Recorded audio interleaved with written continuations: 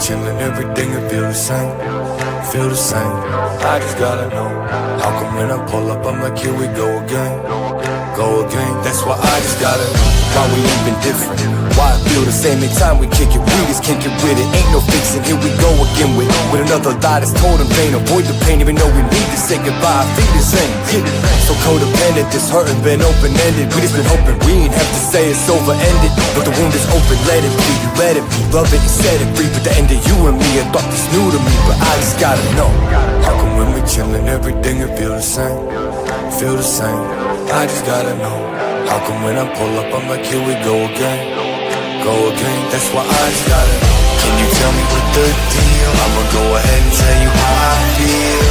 I just gotta know. Can we keep it real? Lately I'm losing myself. Can you tell me what the deal? I'ma go ahead and tell you how I feel. I just gotta know. Can we keep it real? Lately I'm losing myself. When did we change? When did all the love that we had go away? Yeah. When did we change?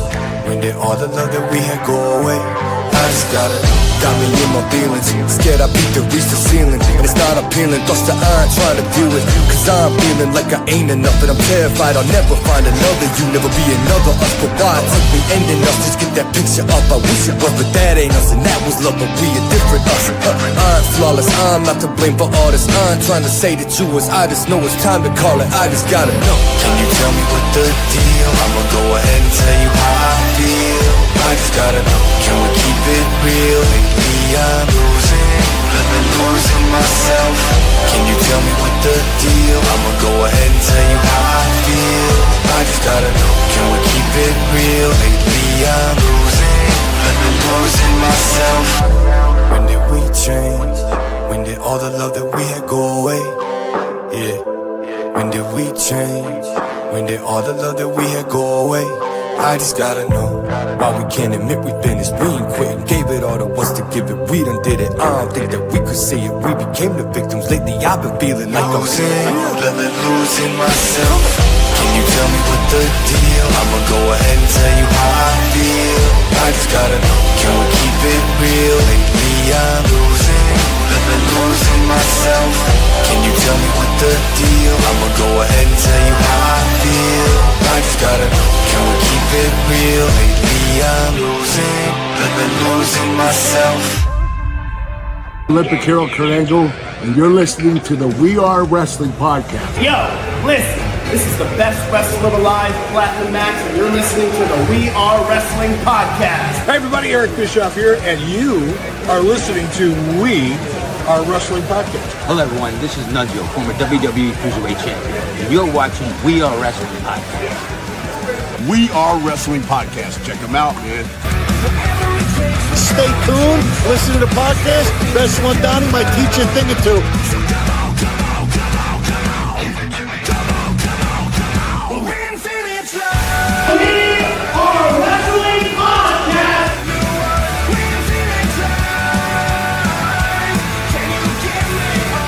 We Are Wrestling.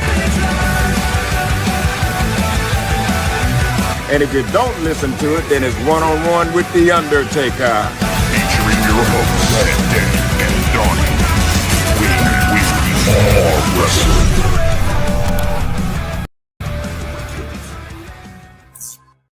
What is up? We are Wrestling Maniacs out there worldwide. I'm the host with the most, Mr. We Are Wrestling himself, the best one, Donnie here with... What is going on? We are Wrestling Maniacs Worldwide. It is your boy, Ben Rage Circus, the Island Boy, back at it again with another podcast episode with the Gens. Dan, how you doing, fan? Going on, guys? That's a nice one with the Island Boy. That is right. We are live on another Wednesday, 5 p.m. Eastern Standard Time. You guys want to be a part of the live episodes. We are live every Wednesday, 5 p.m. Eastern Standard Time. But if you're not a We Are Wrestling Maniac already and you're listening to this episode, wherever you get your podcast, whether that's Apple, Spotify, Google, wherever, Give us a 5-star review, not just any review, a best one review, and download the episodes and give us a follow. But if you're not a We Are Wrestling Maniac, you're already over on the YouTube channel where you can catch these episodes live. The best pro wrestling content, including live watch-alongs for all the WWE PLEs and AEW pay-per-views, vlogs, reactions, everything pro wrestling. And you're not a part of the thousands of subscribers. We recommend you to hit that subscribe button now, turn on the post notifications. Videos be coming out of nowhere like an RKO. And of course, you already know the grind is real.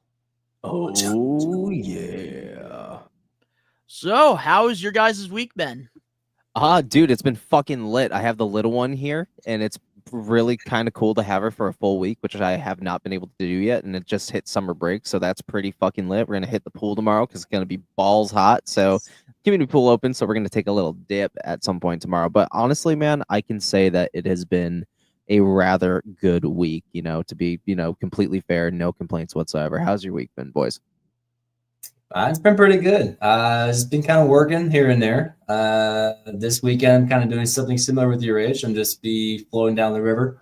Hell yeah. And getting some sun, even though I'm still kind of peeling from 3 weeks ago. And yeah, kind of enjoying the hot weather too. Hell yeah. That's what it's all about. My week has been pretty solid for the most part, but I do want to put a disclaimer out to all the We Are Wrestling Maniacs right now, because I am the host with the most, and there is some family things going on. I'm not going to get into full details about it, but if something does happen, the show is going to end, but hopefully that's not the case here at all. But besides the family stuff going on, it's been pretty good, pretty solid week. And oh yeah, man. I am looking forward to this Saturday because Ben, myself, and Casual Cam are going to be going to Fanatic Fest. So if you guys are going to that event, you see myself, Rage, or Casual, come say what's up, take a picture with us, come hang out, because we're going to be meeting some wrestlers, and we're just going to be walking around, vlogging, having a good time.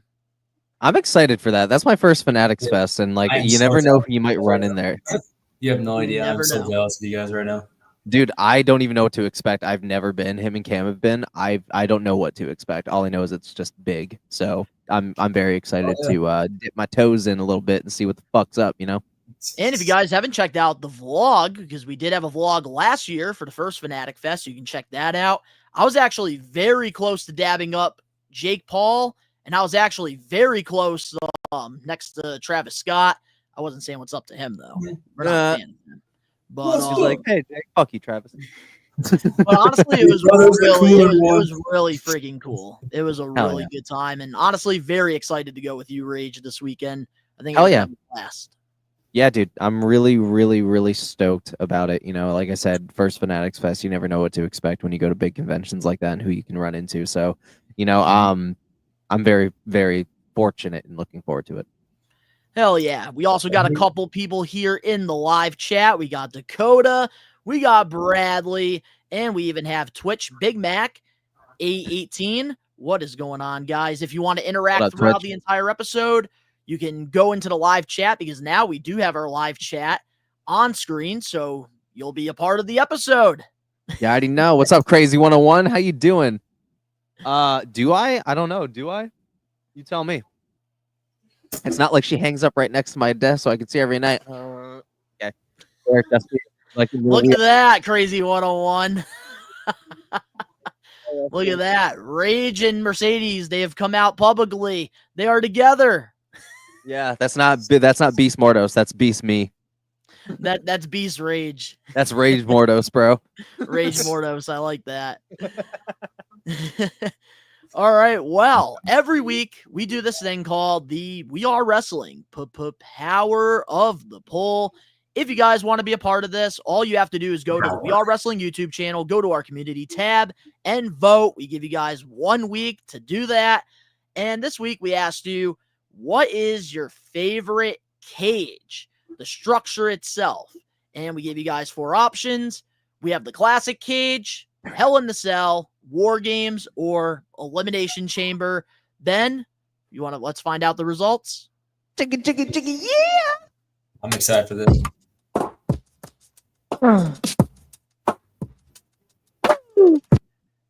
There it is right there. Hell in the Cell wins by a Let's landslide. Wow. 58%, while 23% of you guys picked the Elimination Chamber, 13% picked War Games, and only 6% picked the classic blue cage. All right, so, man. boys, do we agree with this or do I'm going to we be honest. disagree? I'm going to be honest.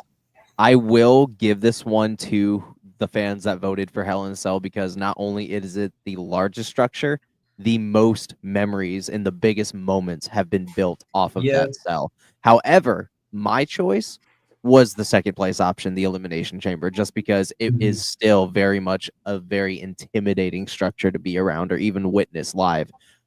So honestly, if either of those two were chosen as the first, I would have completely accepted it, and I do.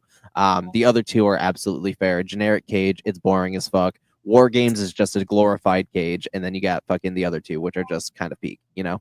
Yeah. Yeah, no, I totally agree because I was going to vote for Elimination Chamber myself. And I was surprised at the results. I figured it'd be at least a little bit closer than that, 58 to 23%. And to your point too, Rage, yeah, I was thinking that too with the Hell in a Cell. There's a lot more memories and iconic moments in WWE history. With the Elimination Chamber, I figured you would tally into more recency bias because wow, hard's a word today, man. The Elimination Chamber is a lot more current. Like it's been a lot more active compared to the Hell in a Cell or even the War Games and the original cage. It's just like, I don't know, something you can see in a factory, I guess. So I don't know. I figured the results would be a little bit different than that, but I can agree. Honestly, I can't be mad at the Maniacs for this one. Usually I give you guys shit for your picks, but this week I can't, even though I did go with Elimination Chamber. Same. All three of us did. Because that's like what I really grew up on was the Elimination Chamber, Ruthless Aggression, even though I did witness Hell in the Cell like during the early days and stuff. But where most of my fandom was, it was Ruthless Aggression. And yeah, the Elimination Chamber, I think the original one, goated. The new one's not bad, but it's not as good as the original. OG was the GOAT, yeah. I think I was like 6 years old when I first saw the Hell in the Cell cage, so. Yeah. Something like War that. Games is just, honestly, 2 rings with a cage. Meh. Yeah. But I do like the concept of the War Games. And then the cage, the regular steel cage, man, I want them to go back to that classic blue. I love the classic blue cage. When was that like taken away? That was taken away in early 2000s, right? I think it was taken away in Attitude Era. You're on to something, Donnie. You're on to something. Because the last time with that classic cage, the match I remember watching was, I think it was Rebellion. It was Christian versus Edge. And I remember Christian trying to climb the cage, and then Edge pretty much got him stuck with like the feet, and he was like dangling, like a freaking bat.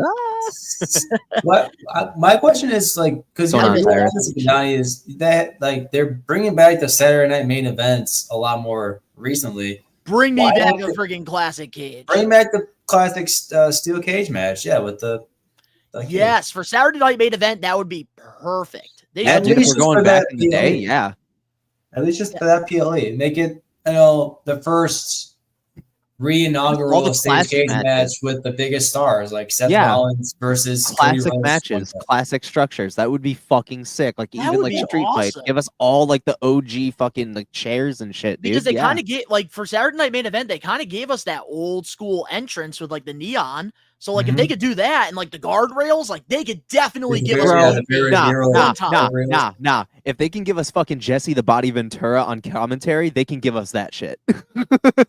You got Jesse the Body, anything else is possible. Anything's possible. But we want to thank 36 of you guys being here in the live. What's up, you y'all? guys are on X if you want to interact. Come over to the YouTube where you can definitely be a part of the live chat. And talk your shit. That'll be fun. Oh, it would be fun. But so Hell in the Cell got the W this week for the power of the poll. But if you guys want to vote on next week's, which I figured because Night of Champions is happening, we asked you guys, what's your favorite world championship design top promotion title? Why So the you get to fuck pick is between the WWE Undisputed Championship, AEW World Title, TNA World Title, or the IWGP World Championship. Bro, I'm gonna tell you this. Keep that up right now. Keep that up, dude. I'm gonna say this right now. Why the fuck is WWE's even on there? It looks like a pile of garbage compared to all of these other titles. Like, I'm gonna say it. WWE has the weakest title design. 100%, dude.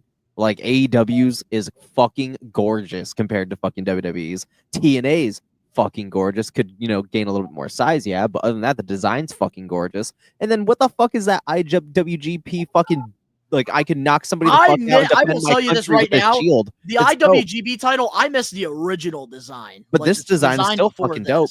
It looks like still something they fucking would dope. hand out at the movie Top Gun or something. Like at It's the end fucking of dope. the movie, they would hand out that title, be like, "You did it, good job. You Here's did the it. belt. Good job. You fought Got for your your wings." country. Yeah. Hell yeah, dude. I love that. So if you guys want to vote on the next Papa Power of the Poll, it is up right now over on our community tab over on the We Are Wrestling YouTube channel. Oh, wrong slide. There it is right there.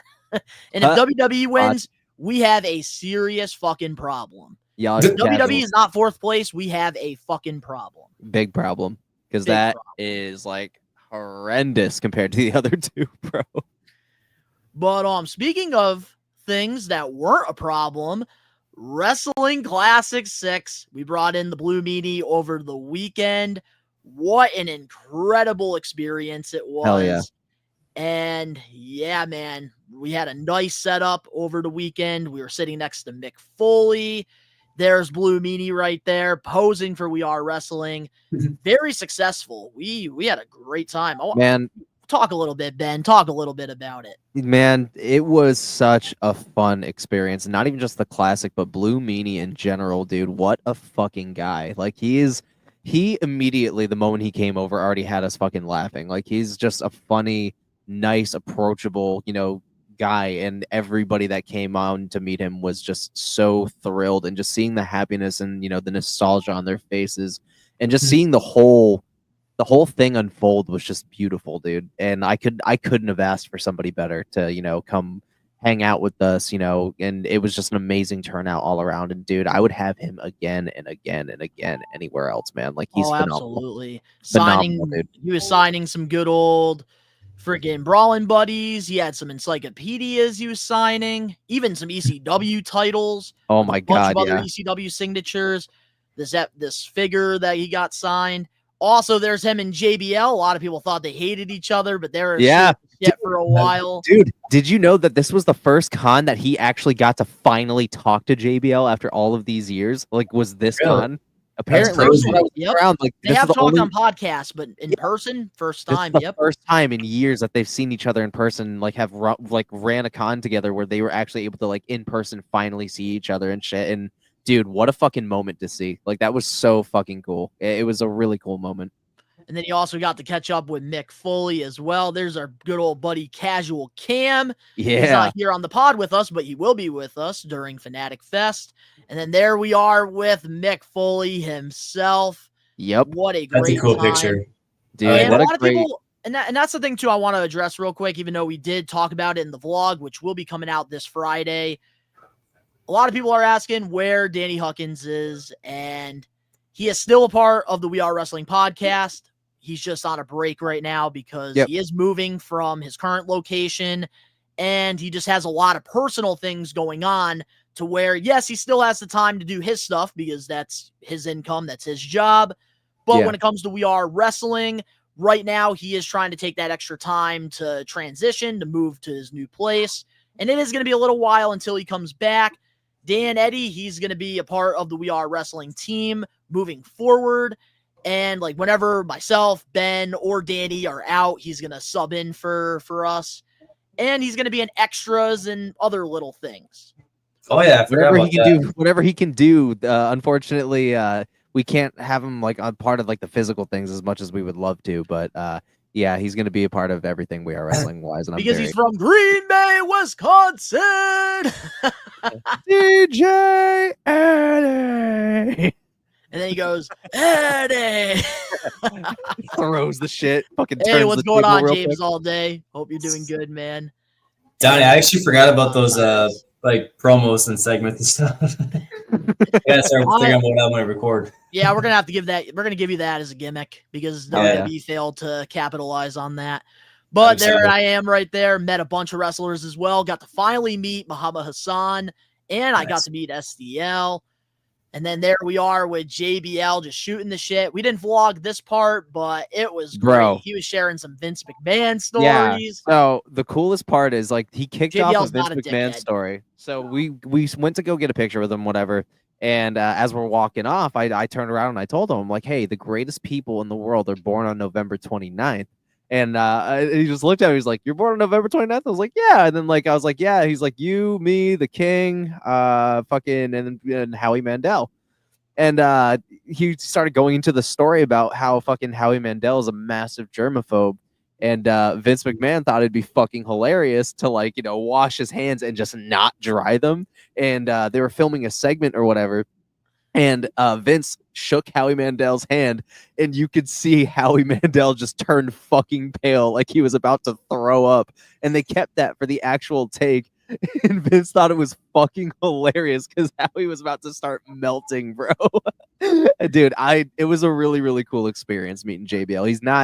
He is not what everybody says he is. 100%. So many people, I watch videos of people talking about their best and worst experiences meeting pro wrestlers, and JBL is always under the negative meet and greets. Maybe it's because he's older now, but guys, if you see JBL at a convention, you have to go up and meet him. It's also because he probably played a heel 80% of his WWE career too, so people just got the image of him glued into their minds. I mean, dude. But also, we never know what's going on as well. The best heel characters are the best people outside of the industry, because they can play that role so well. Yeah, and JBL, man, it was weird because he was such a good bad guy that when he was on Team SmackDown for fucking Survivor Series back in 2005, seeing him actually get cheered on and seeing him actually be a big player was fucking solid. Some of his work during that entire Raw versus SmackDown invasion angle was some of my favorite work by JBL. So, dude, yeah, I hated him so much as a kid. He was doing his job. As an adult, though, it was He's fucking gonna be at honor. Starrcast for All In. That's Hell yeah, awesome. If you're going to All In, definitely go meet JBL for sure. He's solid. There wasn't a segment that I probably absolutely liked of his growing up because he just always either whined and complained, and then he would just go behind somebody's back and do something, and I was like, that son of a bitch. And then I realized I'm like, oh, dude, okay. I love what he's doing right now in AAA. He's in front of the Mexican crowd, and he's going off about the freaking wall and everything in America. Bro, I loved everything. No fucks. I loved everything about him in APA, bro. I was huge about the APA, dude. Anything he did with APA was awesome. And their fucking little clubhouse where they'd be playing poker and smoking cigars, drinking some beers. I'm gonna tell you this right now. I'm gonna tell you guys this right now. After the summer is over with the getting put over, when we put over these women wrestlers, the very first person we need to put over, I don't care whose turn it is, and if you don't pick him, there's gonna be a punishment. JBL better be the first one. Absolutely. I'll leave that for once the the other summer's day. over. Yeah, dude, I love the APA. They were one of the most established tag teams of actually genuinely big dudes that were completely opposite spectrum that met together and made something beautiful. APA are a fucking Hall of Fame tag team, dude. They're fucking great. They're great. Oh, and speaking of APA, they had a very strong pair shot. And look at this, guys. This weekend or next weekend, whenever Rage decides he wants to get his chair shots, we're gonna give him an APA chair shot to the back. Yep. We're gonna twice. We're gonna film it Friday when you pick me up. When you pick me up Friday, we'll just get it out of the way so I can sleep it off for Fanatics Fest, because even that hard nudge I had you do kind of fucking hurt. So I'm actually really excited for the full thing. And next week on the pod, we will be announcing our next goal, which right now we don't have our next goal, but we're going to talk about it in our chat. We're not going to come up with it right now. You guys are going to have to wait until next week.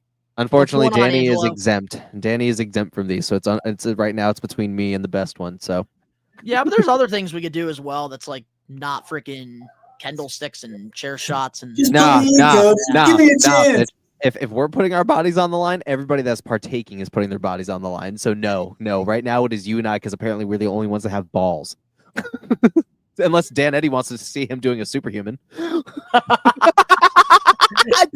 Superhuman. We got 50 people here across all social media right now in this live episode. Appreciate you guys. Just put me in, coach. Just give me a chance. I know there's a lot of writing, and it's all psychological. What's going on, guys? Stay positive frame of mind. Oh, man. But yes, the Wrestling Classic was a huge success, and we want to thank all the We Are Wrestling Maniacs for coming out.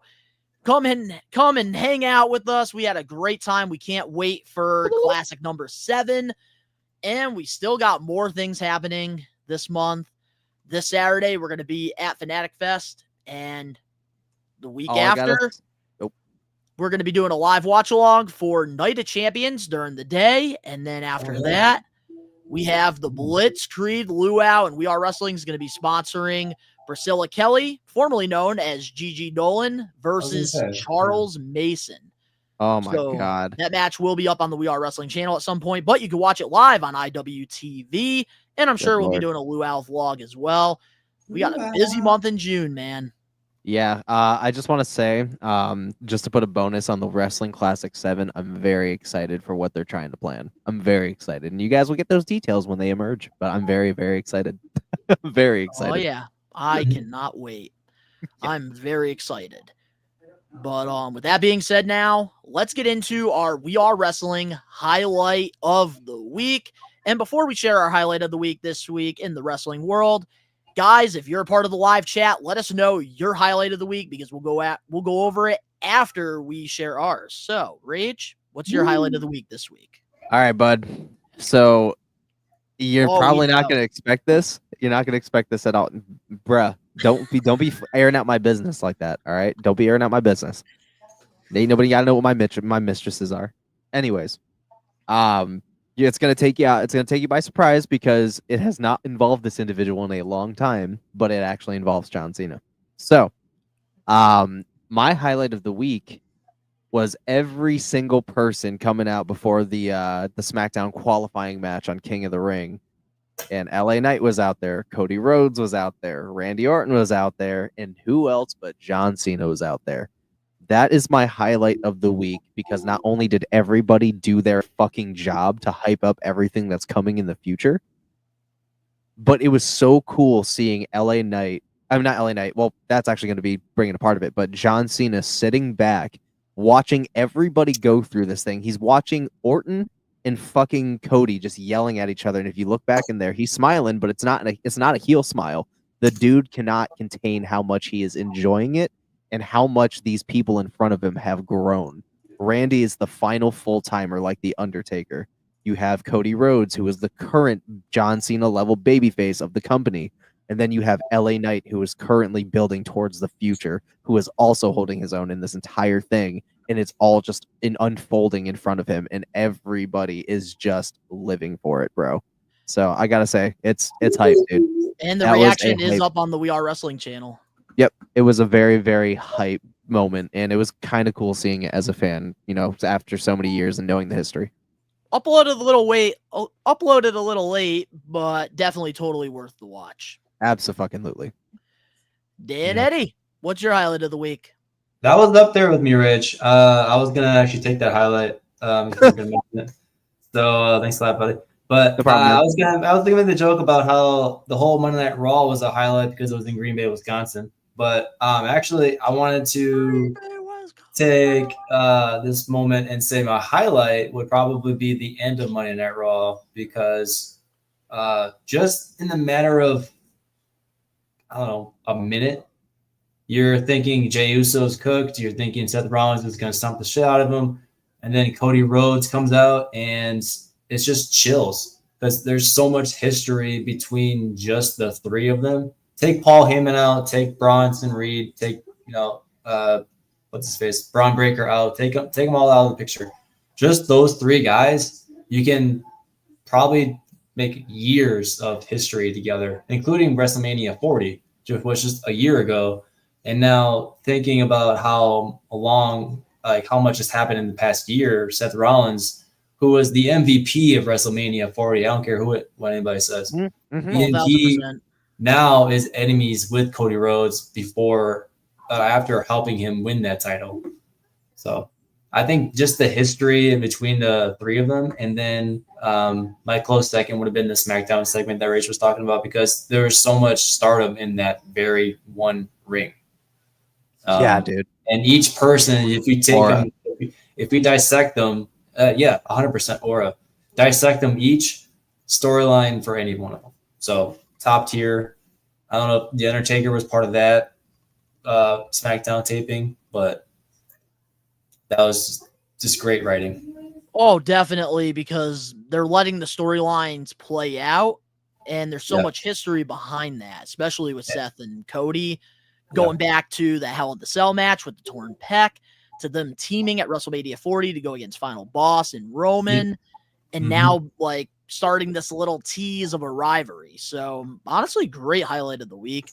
Mine, I'm going to have to go with something a little underrated.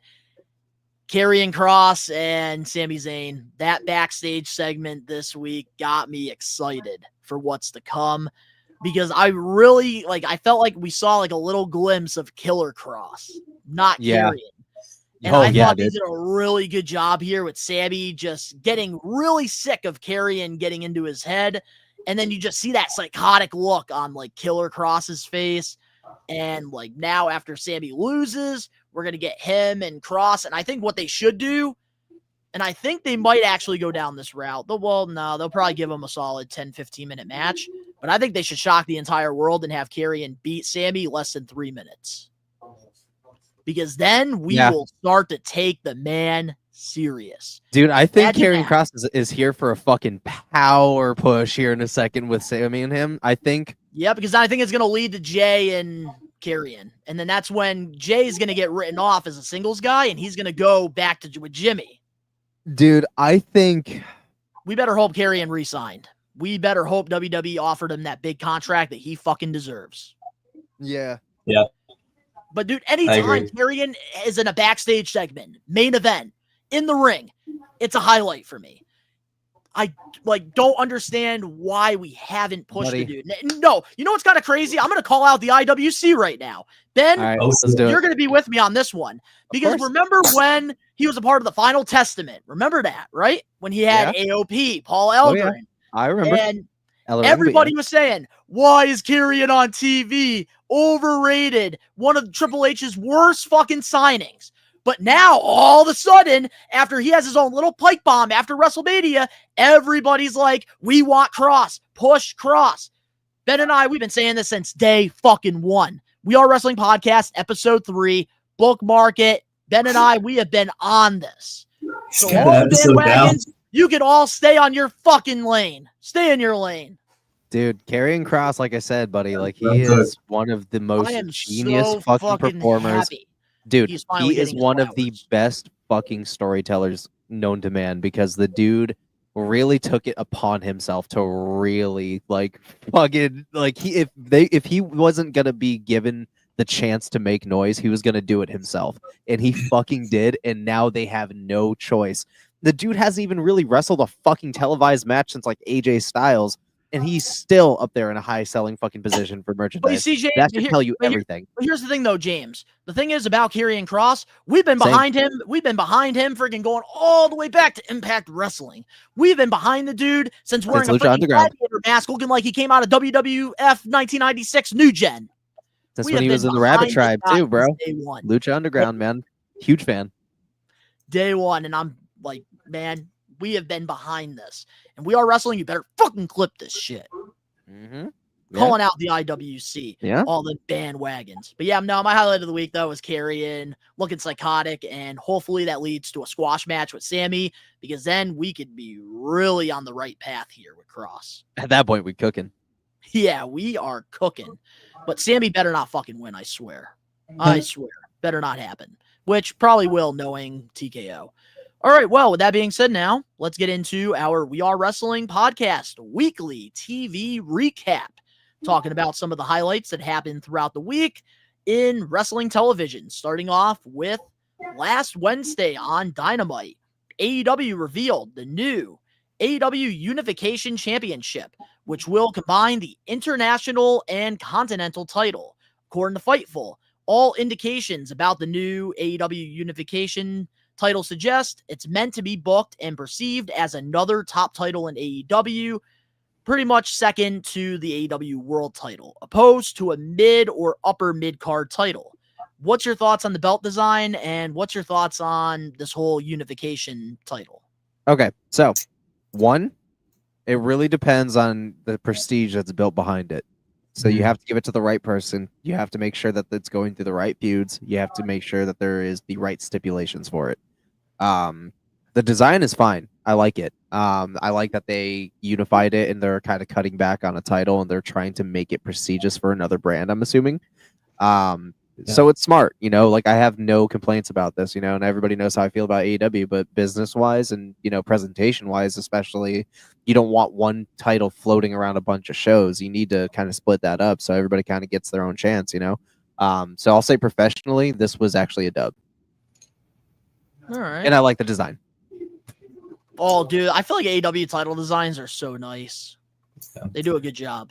Yeah, the design itself is fine. I think what you have to do now, when you're introducing any title, really, you have to have the right storyline or the right plan behind it in order to make it as prestige as you want it to be.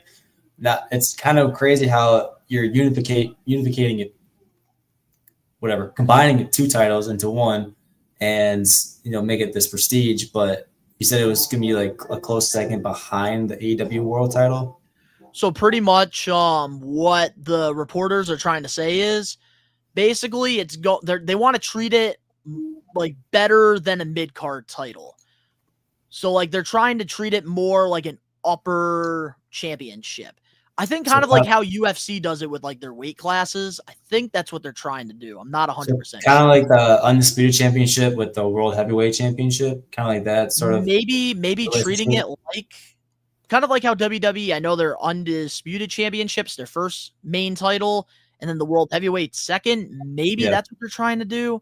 Not 100% sure. I don't know. I mean, I'm all kudos to them. I think, like I said, the design itself is great. I think what they're going to do with it, I'm intrigued. And this is coming from a casual AEW watcher. So, yeah, I'll see what happens. I'm intrigued.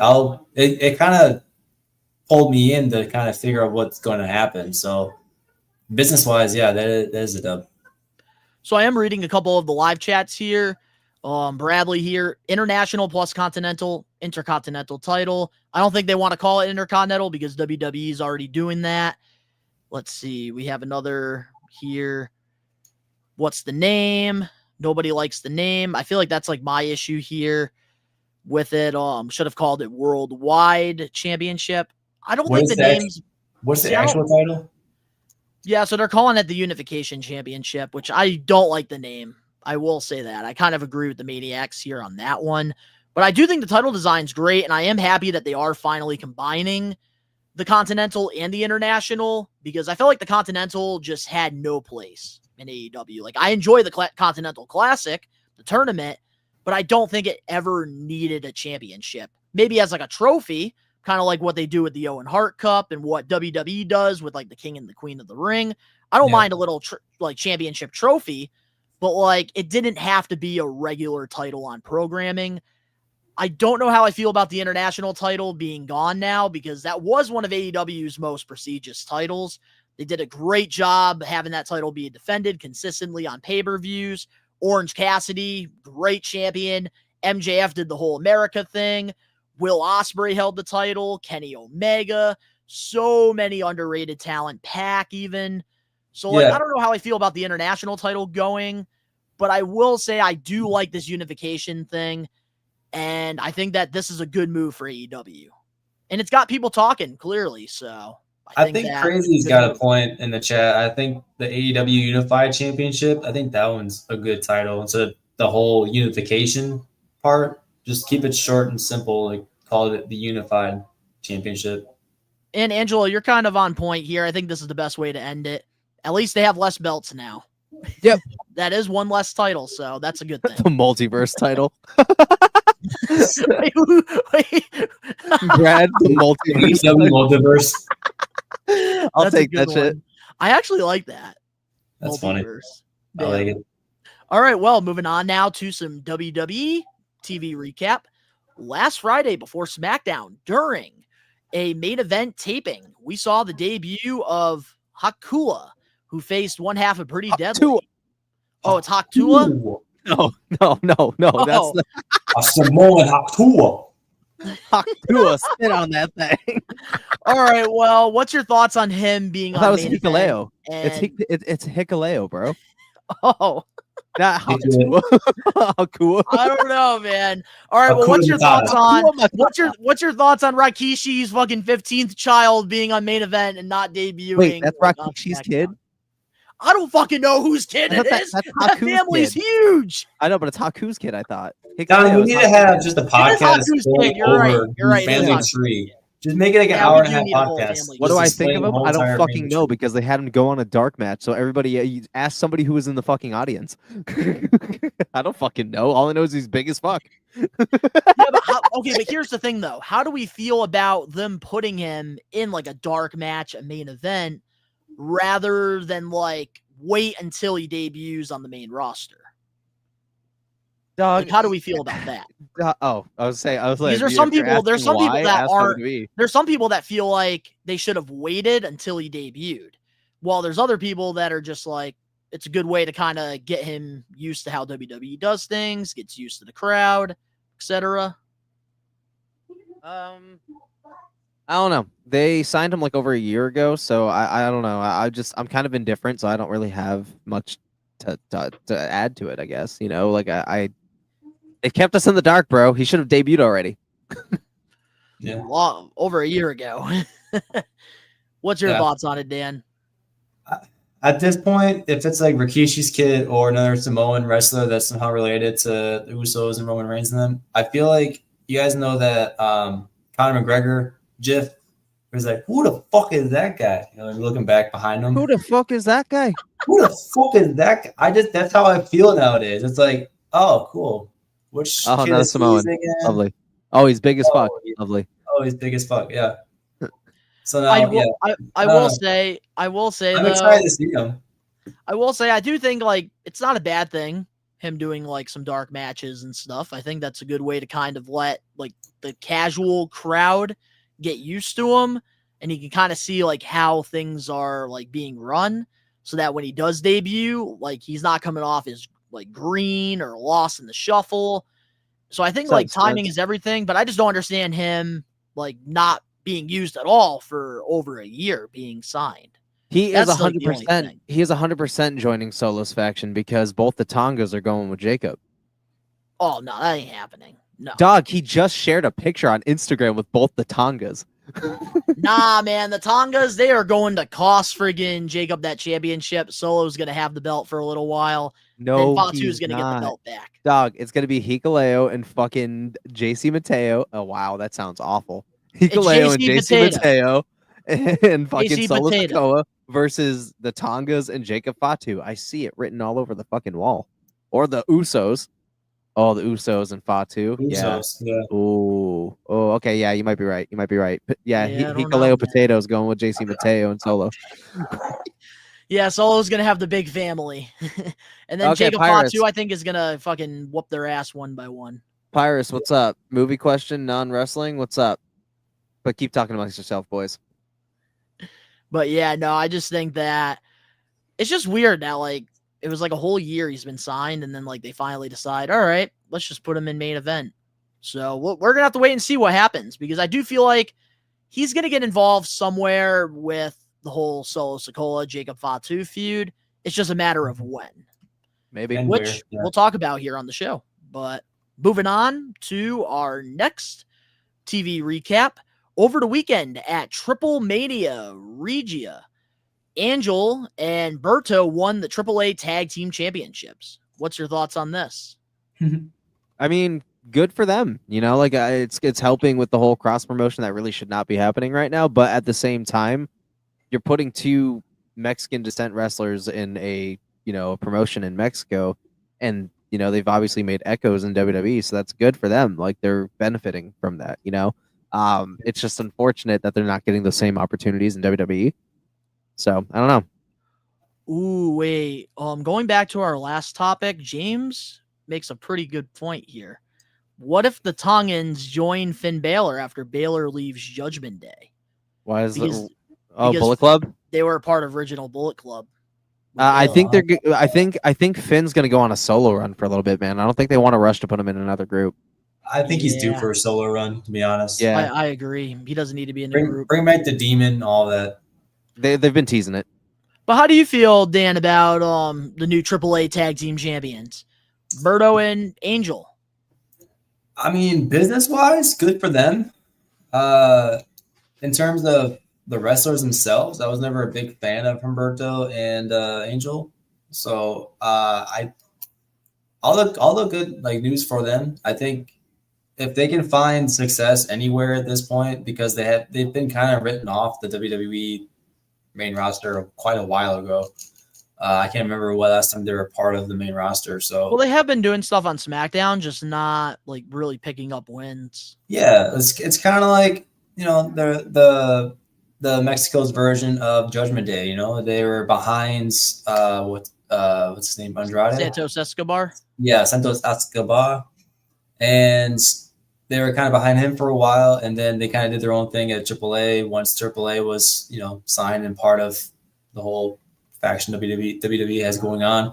So I think in terms of a business decision, it was a good call because it made people view AAA a lot more.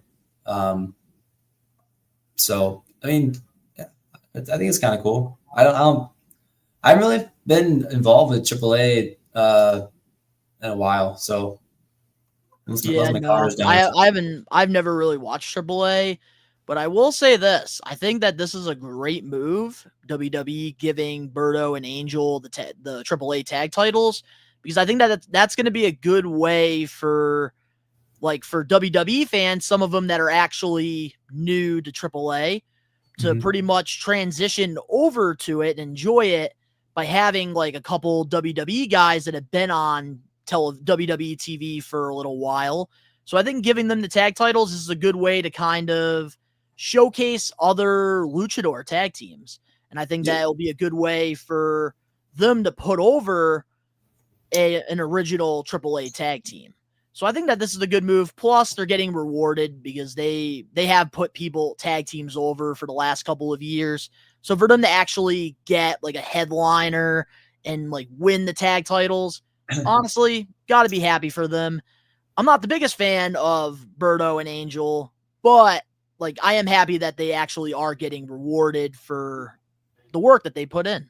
I wanted to add the fact that I think they're terrific wrestlers. I didn't think that they were not talented whatsoever. I didn't think that they weren't deserved to be in the main roster to begin with. I think the way that they were written in terms of storylines, they were just kind of gimmicky and just kind of too cringy to watch at points. So, but Humberto and Angel, I think, deserve the tag team championships, at least at AAA.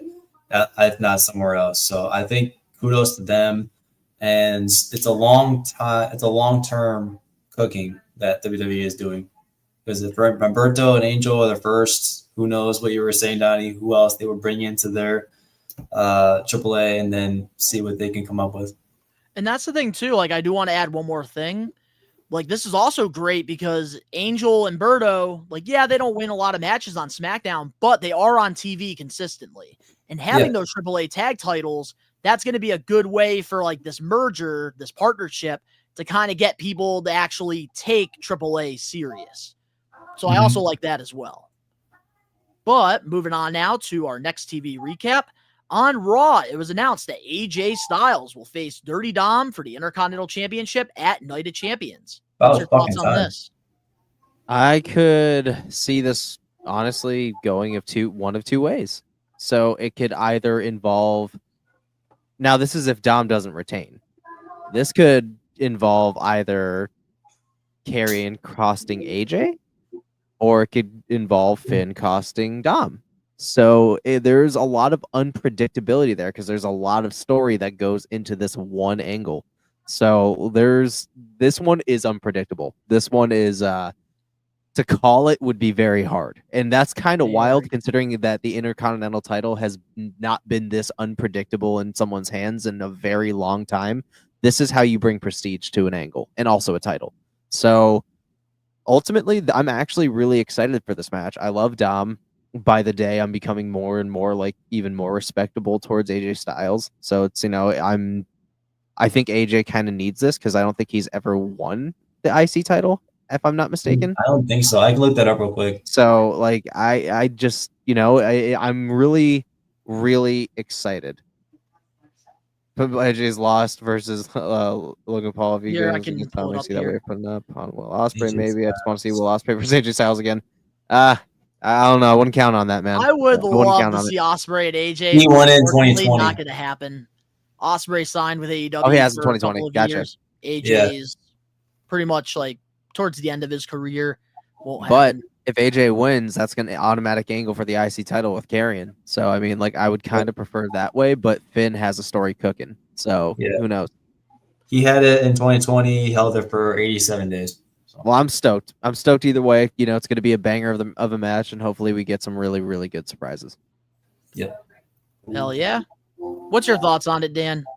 I didn't think of the whole Karrion Kross aspect of it. I thought of it as they are low key really pushing Dominic like these days. But between the improv match with what's his name? I think it was at Worlds Collide or Money in the Bank. Yeah, Octagon. Yeah, it was at Worlds Collide, right? Or was it Money? I think it was that was all Money in the Bank because they set the match up at Worlds Collide and that led to the match at Money in the Bank. And then later on that, so they were doing that, and they have been involving Dom with this whole Roxanne and Liv Morgan chaos, and then now at this matchup with AJ Styles, a huge veteran that I don't necessarily see AJ Styles needing the title, but I feel like it's a good play. I think it's a good play on his part because AJ Styles it's a win-win, help him push Dominic Mysterio if Dominic wins. And if Dominic loses, then AJ Styles wins the title and adds to his accolades. So I think it's a win-win for AJ Styles himself. As far as a business standpoint, I think it's a really good move with pushing Dominic Mysterio and the angles that Rage was mentioning, either Karrion Kross coming in or Finn Balor, because he's been messing with Dominic Mysterio for like the last month and a half. Like it's a low key, like long term crock pot, turn off the heat already, like get the fuck done, Yeah. Do something with Dom the is whole only Finn Balor. beating shapes. Facts. Also, Dan. Because he went against Pentagon and Octagon. Hey, Dan. What's up? I hope you're enjoying Schitt's Creek over there. Oh, the shit. Is that too loud? I have it All right. Well, while you enjoy your Schitt's Creek, whatever I have it enough of the is, dogs. I will say this about AJ versus Dom. I actually agree everything you said, Rage. I love the unpredictability. The only thing I don't like about the unpredictability is I might actually lose my freaking championship right away. Uh-huh. Which makes it a little scary. But like all jokes aside, Dom, AJ, this is going to be a great match. I love what they're doing with AJ Styles. They're actually making him matter. Like I thought after Logan beat him, like they were just going to waste his last few years, but they're actually keeping him consistent on TV. He's putting on solid matches, loving the attitude. And with Finn Balor getting involved, like there's two ways that this could happen. Finn Balor can cost AJ, his close friend for over 20 years, or he can cost Dirty Dom, which we know is going to happen. It's just a matter of when. Does it actually happen at Night of Champions? Or do they have Dirty Dom escape AJ, and then going into SummerSlam, they do something else to where maybe Finn Balor beats Dirty Dom for the IC title? Because Finn Balor has taken a lot of pinfalls since being a part of the Judgment Day, so maybe they reward him with the IC belt. And then I don't think right away Karrion Kross will take the title off of Finn, but maybe like in the fall, winter time. Survivor Series, like John Cena's last time. There you go. Karrion Kross beats AJ or Finn for the Intercontinental title. Yeah, that'd be They sick. could do that too. But who is Angelo calling a transitional champion? who's he He looks calling? like transitional champion. I don't think Dom's a transitional champion at all. No, he's technically Dirty Dom wouldn't be a transitional champ if he lost at Night of Champions. Yeah, I don't think he would. Three title defenses, I think, is enough. Yeah. I think you're a transitional if you, because everybody has a different definition of a transitional champ. I think it's 2. Yeah, I gotcha. 2 or 1. But anything can happen. I'm definitely excited for this because it is very unpredictable. I'm happy with either outcome. All right, we'll see what happens. All right, well, with our last TV recap here, everybody's highlight of the week in the live chat. This past Monday on Raw, we saw the return of Goldberg, who will be facing Gunther for the WWE World Heavyweight title at Saturday Night Main Event on Saturday, July 12th. According to the Wrestling Observer newsletter, it was confirmed that the reason Jey Uso dropped the World Heavyweight Championship to Gunther was because Paul Levesque made the call to make Gunther versus Goldberg on July 12th, Saturday night's main event, a title match. What's your thoughts on this? Doesn't need a title. I mean, it could use stipulation like a street fight or something. Well, I just wanted to beat his ass, especially if it's not his last match and he's actually going on for like a little bit of a run. I don't think it needs the title, but if Goldberg can hang in the ring and genuinely hold his end up of the deal and has been putting in work to do this, I'm not going to say anything because everybody deserves a genuinely good last match, and Gunther is fucking great. So if anybody could protect him, but also make it look intimidating, it's him. So I think it's going to be a good match if, again, Goldberg can hold up to it. But I don't know. We saw this kind of, the writing was on the wall. It's not surprising or predictable. I think that, his timing with the pyro still got it. But will that be enough to go when it comes to Saturday night's main event? We'll be seeing that. I won't be. I'm watching AEW All In. Hater. Okay, so I've been hearing these rumors that Goldberg will return for weeks now. So it's not like I was already spoiled it or whatnot, because even if I wouldn't have known about that and saw him come out in Monday Night Raw live, I would have felt nothing. And to be honest, I agree that every wrestler, especially as somebody as great as Goldberg, and how the whole Undertaker match can still haunt him these days. I feel like everybody's wrestler deserves a going away party, retirement match. But the fact that it was confirmed that they let Jey Uso drop the title, gave it to Gunther, and then have it be the stipulation. Now, they could have written it better, because Goldberg hasn't won a title match in 4 years, something like that, 2021. And so with him coming back, automatically being the number one contender, be like, oh yeah, by the way, I want that. Give me that. You're mine. Oh wait. Oh, and you're next. Come on. The way they could have written that better was Gunther denying it, and then after a commercial break, have a backstage segment of Goldberg just going on a rampage, and then saying who's in charge of this booking, blah blah blah, and then have Triple H involved and be like, you know what, you've got your match, boom, there you go, storyline set. But it just, this way, it just seems out of the blue they're dropping the whole Yeet faction with Jey Uso that they cooked for a year and a half in order to make happen. And it's just one of those things where, I don't know, I just feel like Triple H is Vince McMahon is wearing a Triple H mask. This is a Vince McMahon move. This would be a Vince McMahon booking decision here. I absolutely fucking hate it. Angelo here says AEW All In is at the same time as Saturday Night Main Event. Yeah, I think it's during the same time as NXT. So maybe I will watch it. Same day and time? Yeah, I think it's different times, but I know NXT is on at the same time as All In because it's in the afternoon. But I don't know. I have to agree with what Bully Ray said on Busted Open Radio. this is just insulting to like the average wrestling fan here, because I feel like it's just insulting our intelligence. It's like, why? Like, I'm all for a professional wrestler like ending their career on their own terms. I saw that. I think, too. and that's the thing. I think Gunther is the perfect final opponent for Goldberg. There's nothing wrong there. But there's one thing that is wrong here. And this is something Vince McMahon would do periodically, especially with part-timers like Brock and Goldberg. What did Goldberg do to earn a title shot? That's my biggest problem here. Why is the World Heavyweight Championship involved?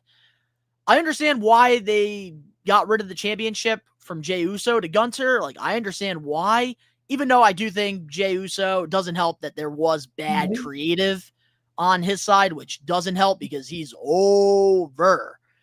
But I do think Gunther and Goldberg don't need a championship involved. No.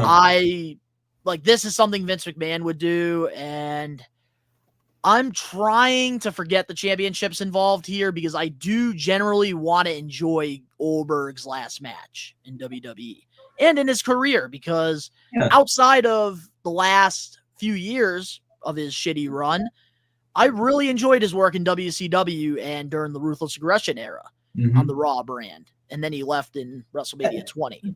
This is I don't know. I'm sorry, go ahead. That's the thing. I don't know. Like, I'm not a fan of the title being on the line, but I am happy that Gunther is going to be his last opponent. The question is, though, what happens? I'm sure they have a backup plan or like a way to write off, but like, what happens if Goldberg wins? Does he go on a title run? He's not. It's very predictable. He's like, not what's the winning. point?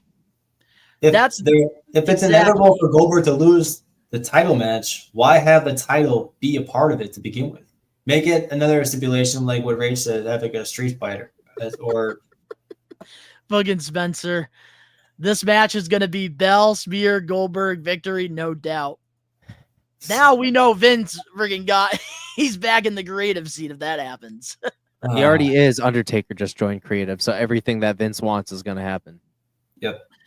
Oh, wait, that's actually like true? Or was that? Yeah, because Undertaker's a fucking simper with Vince and his own fucking dude. I alluded to earlier too. Of his fucking wife and Vince McMahon. You know Vince is going to be all over that shit. Yeah, I alluded to it earlier. That he's part of WWE creative. Unless Vince can actually get into bare knuckle fighting and get hit without protected gloves. All right, what's next? Get out of jail too. All right, well, with that being said, now let's fly through the We Are Wrestling Weekly news and rumors.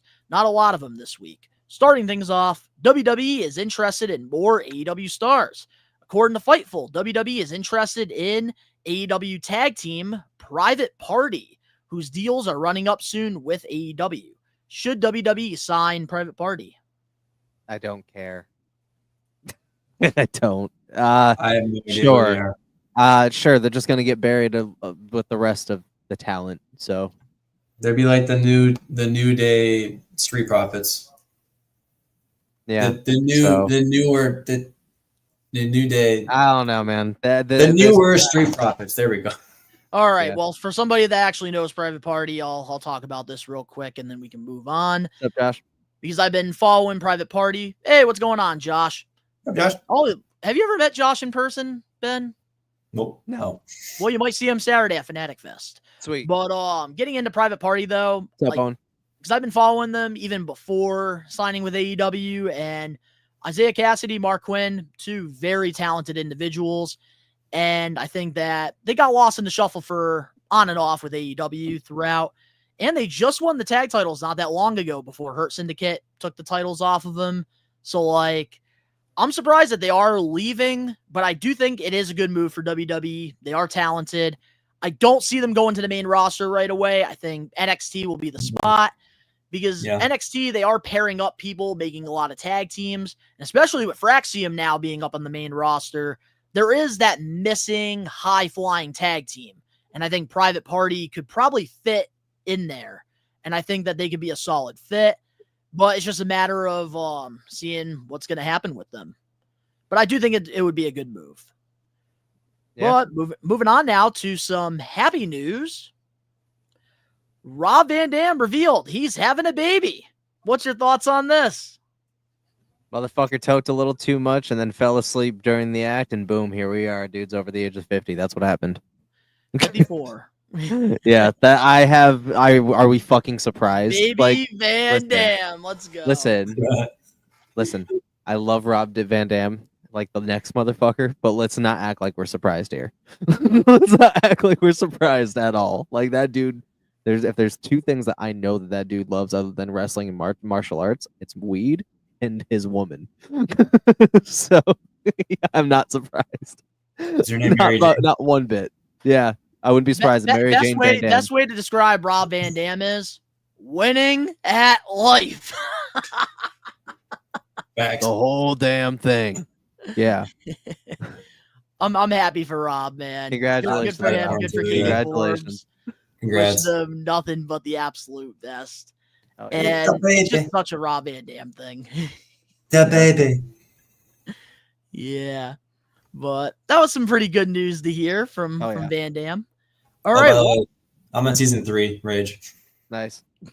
All right, well, moving on now to our next weekly news and rumors. Recently on the gambling industry news, Omos revealed he signed a new WWE contract extension and said this: I've been training really hard and working on some new things, and I think it's going to be a really fun ride ahead, especially because I just signed a renewal with WWE and will be there for years to come. What's your thoughts on this re-signing? Dude, fucking stoked, especially seeing what he's been doing in Japan lately. You know, just hearing how positive he is about the future, man.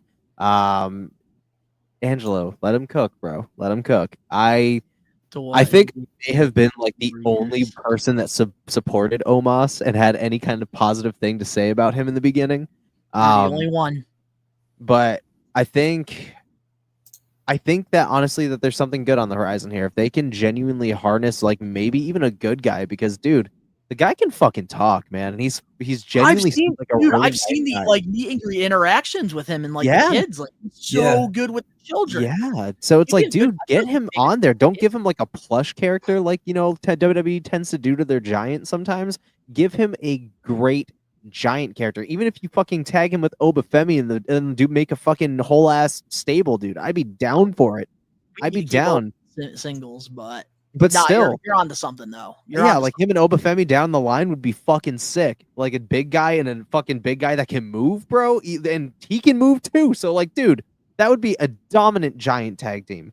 Dominant. So yeah, they could run the division, but I hope that there are really good things on the horizon for him. I hope that, the training that he's been doing this last couple of years has been paying off.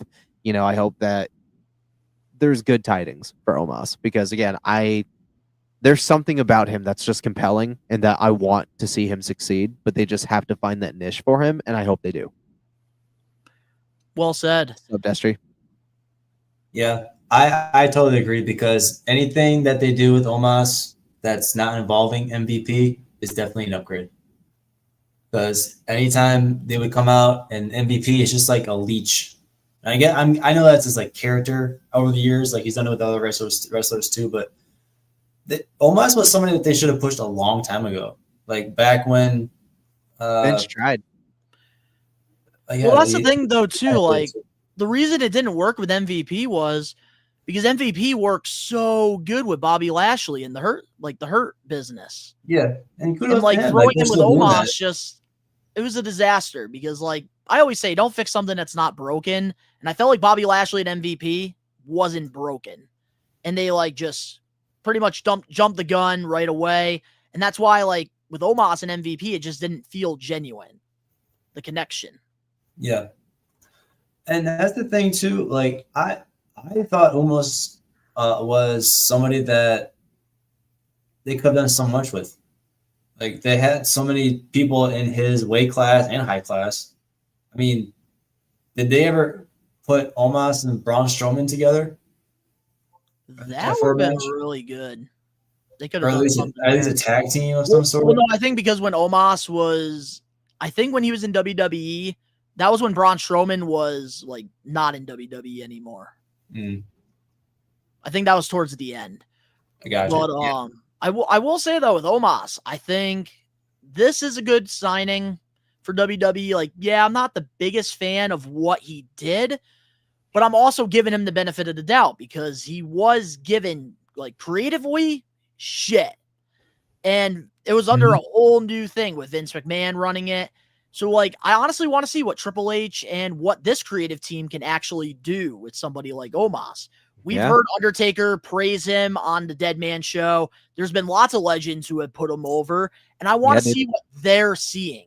So, honestly, them re-signing Omos, if they have plans for him, great move. He is 7'3". He is mobile. He can move around. Yeah. Mobile guy. 7'3", 400 pounds, and he's only 33 years old. Yeah. I actually like that nickname, Omar. Nigerian Freak.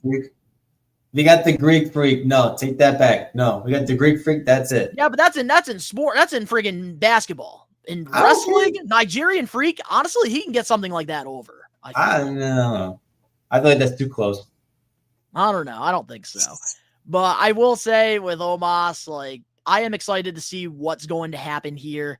And, like, I'm going in this with a fresh start. I'm not remembering anything he did except for that random ass match that he had with Seth Rollins in Puerto Rico. That's the only thing I want to remember from his first run. But honestly, I'm rooting for him, and let's just hope that, like, they do something with the guy. Do you guys know who his trainer is? And once you hear it, you'll be like, oh, it makes sense. Who? Kevin Nash. Oh, that makes sense. At the Performance Center, yeah. And he's also the nickname Nigerian. Actually, thank you for reminding me, speaking of big guys, because Kevin Nash is a big guy. Omos, this is also a good signing, too, because they're bringing in bigger guys. Like, I would love to see Rusev work with Omos. I think that there's something there that they can do. That'd be a dangerous duo, or even a rivalry, yeah. All right, well, we're going to have to wait and see what happens, but let's get into our last We Are Wrestling Weekly news and rumors. According to PW Insider, it has been confirmed that WWE SmackDown will return to 2 hours as of July 4th. What's your thoughts on this? Like I said, SmackDown has never needed 3 hours. It becomes a dude. I was genuinely kind of high bored as fuck after like the second hour of SmackDown, dude. Like, it really does not need to be that long. I went downstairs. I went to bed. They don't have the star power for 3 hours, so the fact that's going back to 2 is just an amazing thing. That's all I got, man. It belongs at 2 hours. I mean, once I heard the news, I was like, oh, thank God. But then I was like, yeah, they're really just kind of stepping back on something that they tried doing, so they're realizing they did something wrong. But as far as star power, I think it's been improved over the last couple years. So they have the ability to fill it for 3 hours. My problem was they don't utilize the whole 3 hours, or at least 2.5 hours if you count commercials. So I don't know. I'm happy they're going back to 2 hours, but they just kind of should shot themselves in the foot. Be like, let's try this. Oh crap, didn't work. All right, well, let's go back to 2 hours and make it like a good idea. You know, like, I don't know. But 2 hours is kind of like, you know what? The first hour is warm up, and then just like put your seatbelts on. Second hour, and then boom, it's over. I feel like 2 hours is just the perfect time for pro wrestling. Like, it's not too long, it's not too short. It's just right. And honestly, I'm happy with the 2 hour thing, because this will be a good way to focus on the more established stars within the time. You're not going to have to feel like you have to fill in like spots.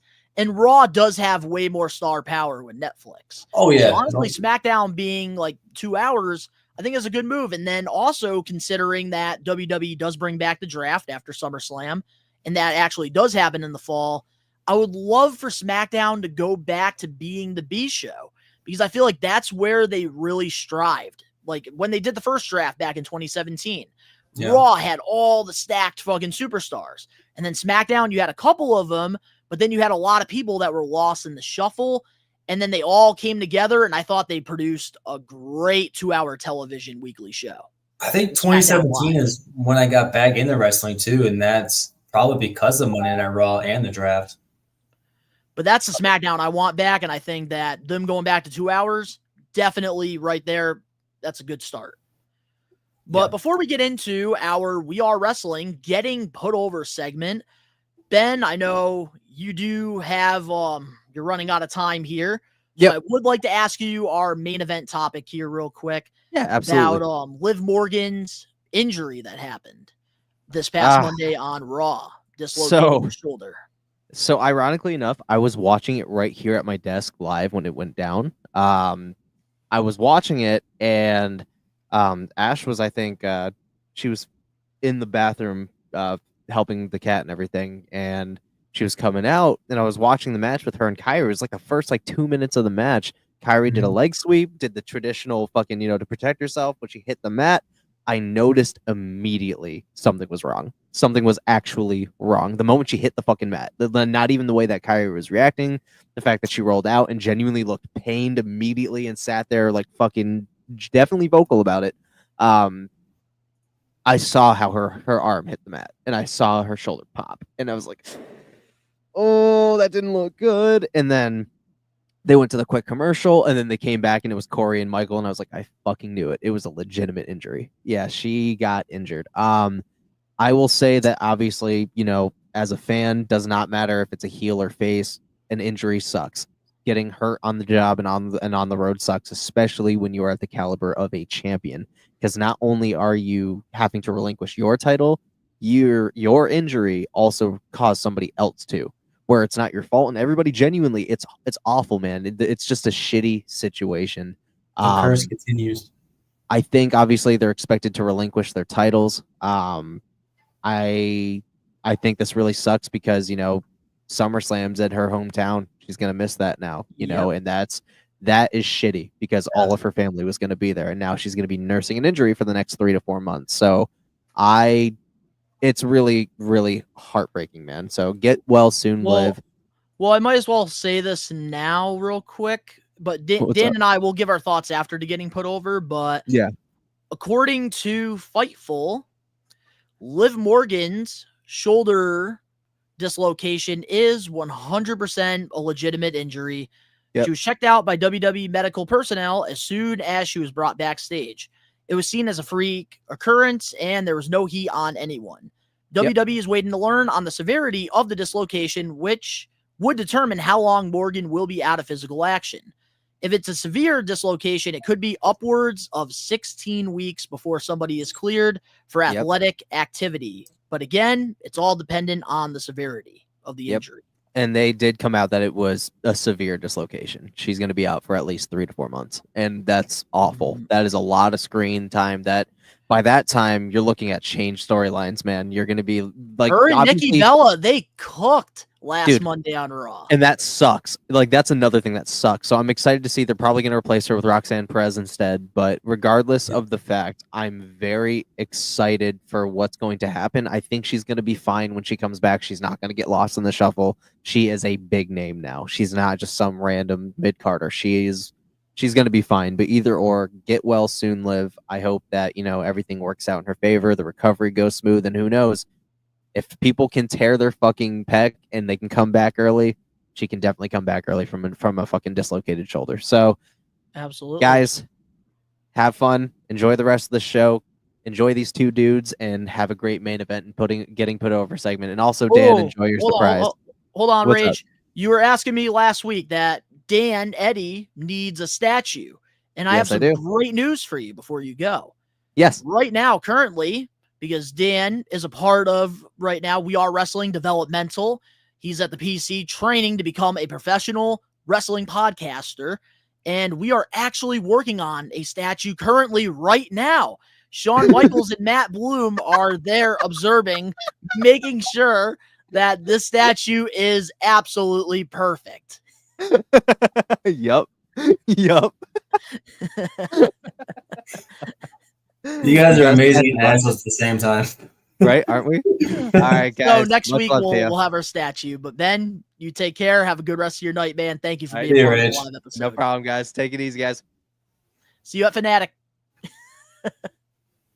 Wow. All right. Well, it is you and I now. How do you feel about your statue right now? I would love to get your live reaction. I mean, I've been working out the last couple of weeks now. I still feel out of shape now looking at that thing. It's gonna be my head. It's gonna have my head put on it now. It's gonna be like goals and stuff. But no, I appreciate that, guys. It's kind of like, the initiation in a fraternity or something. Like you just get honored for doing, I guess, passing the test for all these last few weeks. So I appreciate it. I feel welcomed and great to be part of the podcast officially.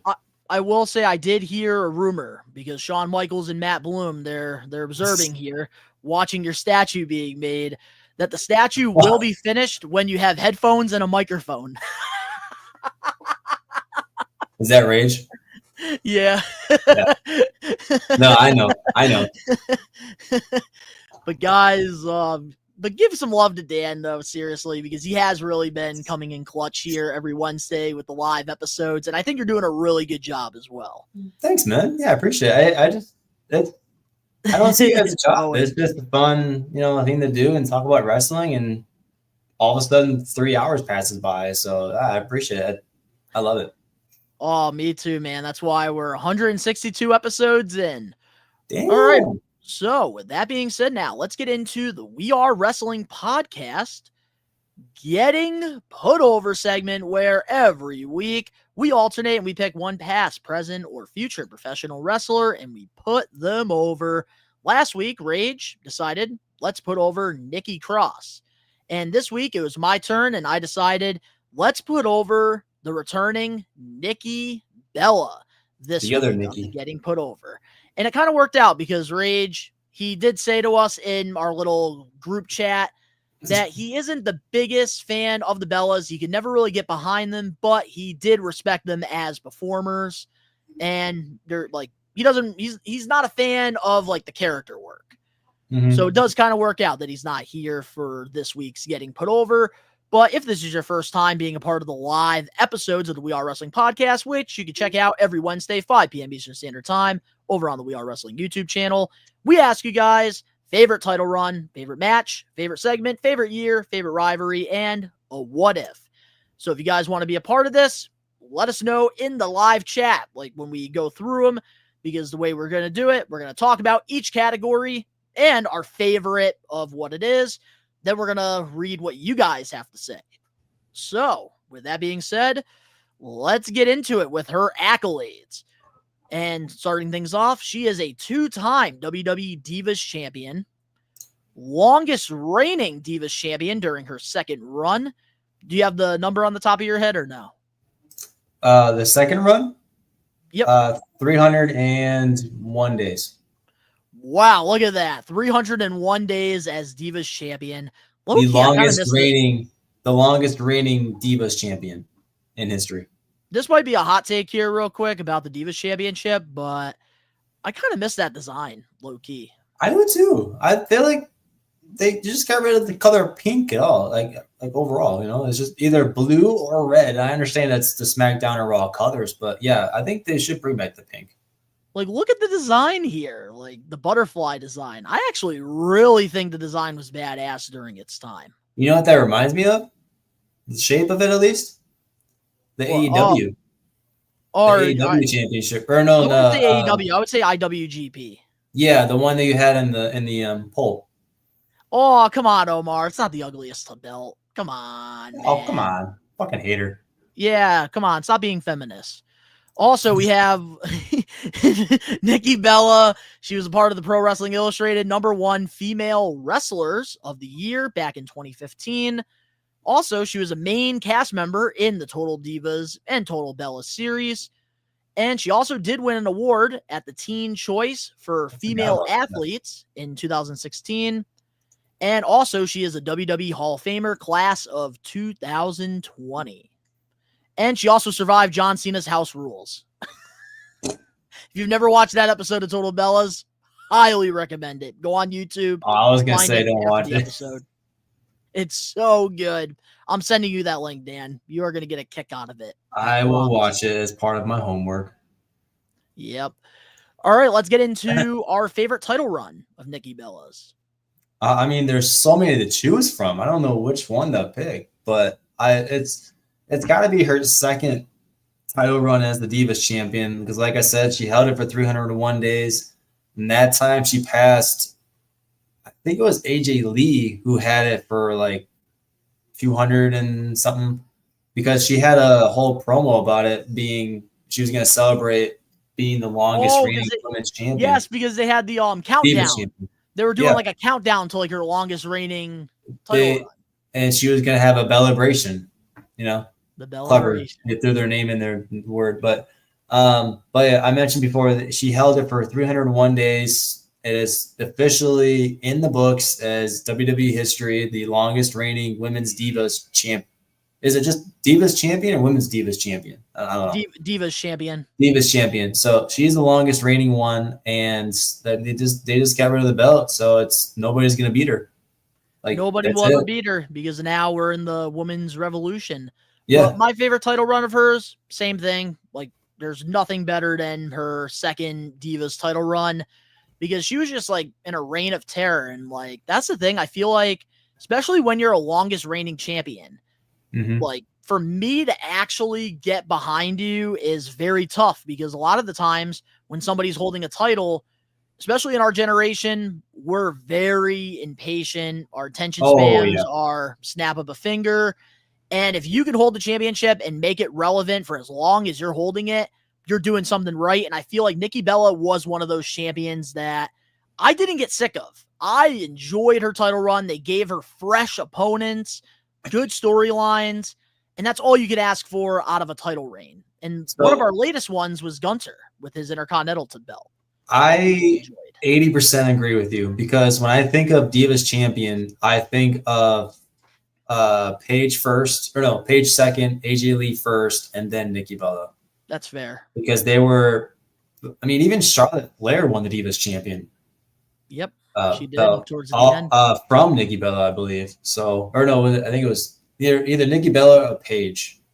But yeah, I don't remember. When I think of the Divas champion, I think of AJ Lee and Paige, and then Nikki Bella. But she did keep it relevant. I should say that. Oh, definitely, for sure.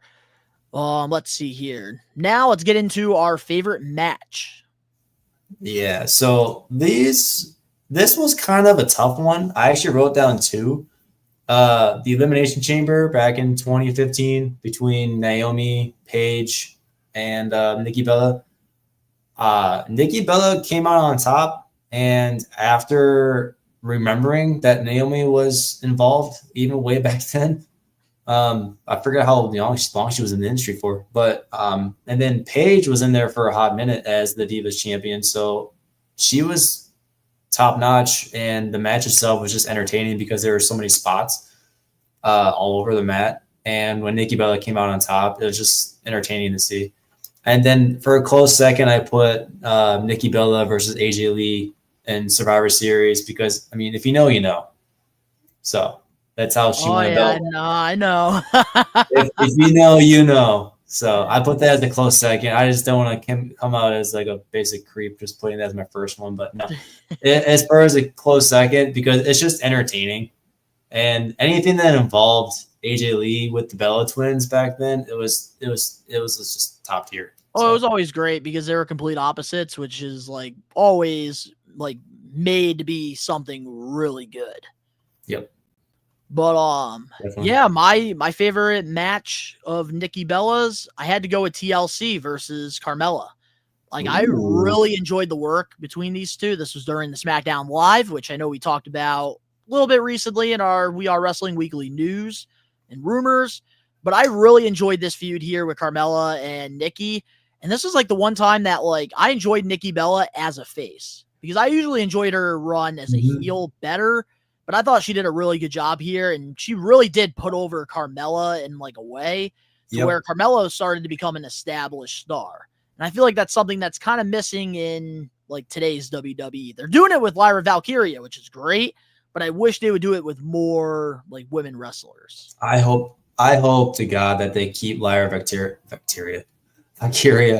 involved in that feud. But yeah, as far as the Carmella and Nikki match, I think this was the match where Nikki Bella had, it was either Carmella or AJ Lee. She had like completely wrapped around the turnbuckle or the pole. Yep, and then the Kendall 6 shots. Yeah, you can't go wrong with that. Yep. All right, well, moving on, we have our favorite segment, which we know the Bellas, they had lots of segments throughout their WWE career. And so I went with something that kind of changed the whole landscape of women's wrestling in WWE, because it was that segment with Team Paige, Team Bella Twins, and then like Team. There's the third team. I think they're called Team Bad. Yeah, Team Bad. So the three teams put together, it was sort of like how the evolution or so-called revolution of the women's wrestling came about. Because this was back when Charlotte Flair and Becky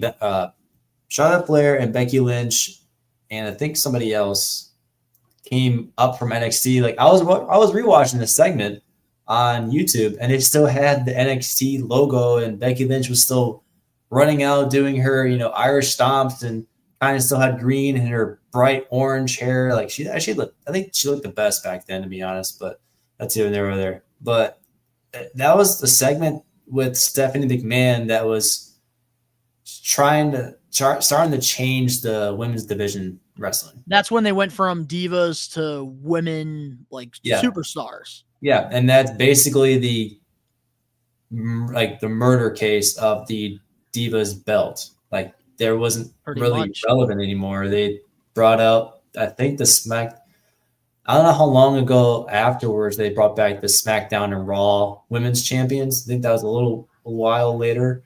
I might be wrong. Yeah, I think it was a little bit later on. Yeah. So, but with this segment in particular, they just completely changed the whole landscape of the women's division, because Charlotte Flair was up and coming. Becky Lynch was up and coming. The Bella Twins had, what's her name? Always wore hats. Alicia Fox. Yeah, Alicia Fox. Yeah, she was on a Team Bella Twins, and Team Paige had Charlotte and Becky, and then there was Team Bad that had Naomi, that I think set up the Elimination Chamber match between Paige, Naomi, and Nikki Bella. Yeah, I was going to say that earlier on, but getting into my favorite segment now, I had to go with this here with Nikki and Brie. This is after Nikki turned on her sister during the match with Stephanie McMahon at SummerSlam. And man, Nikki Bella, you want to talk about nuclear heat? She got nuclear heat here, making her sister cry. And like, this was a start of something huge, but then unfortunately they kind of lost the momentum and like the rivalry, probably because they were on Total Divas. So like you knew kayfabe and stuff at the time, but so this segment right here was gold. It was gold. And then watching it over again just the other day is completely cringe. Like as a kid, two hot women fighting in the ring. Like, how can you know better? But now as an adult, I was like, what the fuck is going on here? Jerry Springer one I was thinking about too. Jerry the King Springer, yeah. Well, no, they did something with Jerry Springer actually. Like, they did. Jerry Springer segment. I was just saying that because Jerry the King Lawler was in this picture that you have up. So that segment, this was a different I can see that. Yeah, it was a great promo segment, and watching it over, I'm like, after knowing everything that's happened, because they had the whole Divas show, and then Bella went nuclear, like she went into like babyface mode. That's the whole Brie mode movement afterwards. I actually like that better than the you can. Dude, I don't know. Like out of the Bellas, that's why for getting put over, like I had to pick Nikki because I always enjoyed Nikki a little bit more than Brie. Yeah, I think I don't know. I always thought she was better. I think Brie was Marty Jannetty. Nikki was Shawn Michaels. You know how they do that with tag teams. I'll go with that. Yeah. But now, also this was also another funny segment. It was on. I had to pick one from Total Divas. And this was hilarious. Like John Cena and her were having like friendly games, like little competitions. And John Cena was absolutely smoking her in beer pong.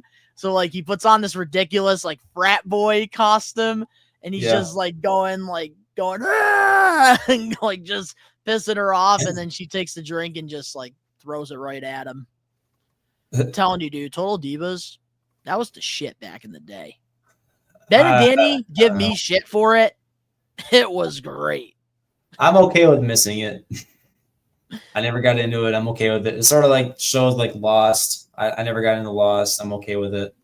Yeah, no, I hear you, man. It's not your cup of tea. That's okay. Nah. But you are going to watch that John Cena House Rules when I send that to I you. watched Richard Shore back in the day, so I'm familiar with trash TV. I'm aware. I love trash TV.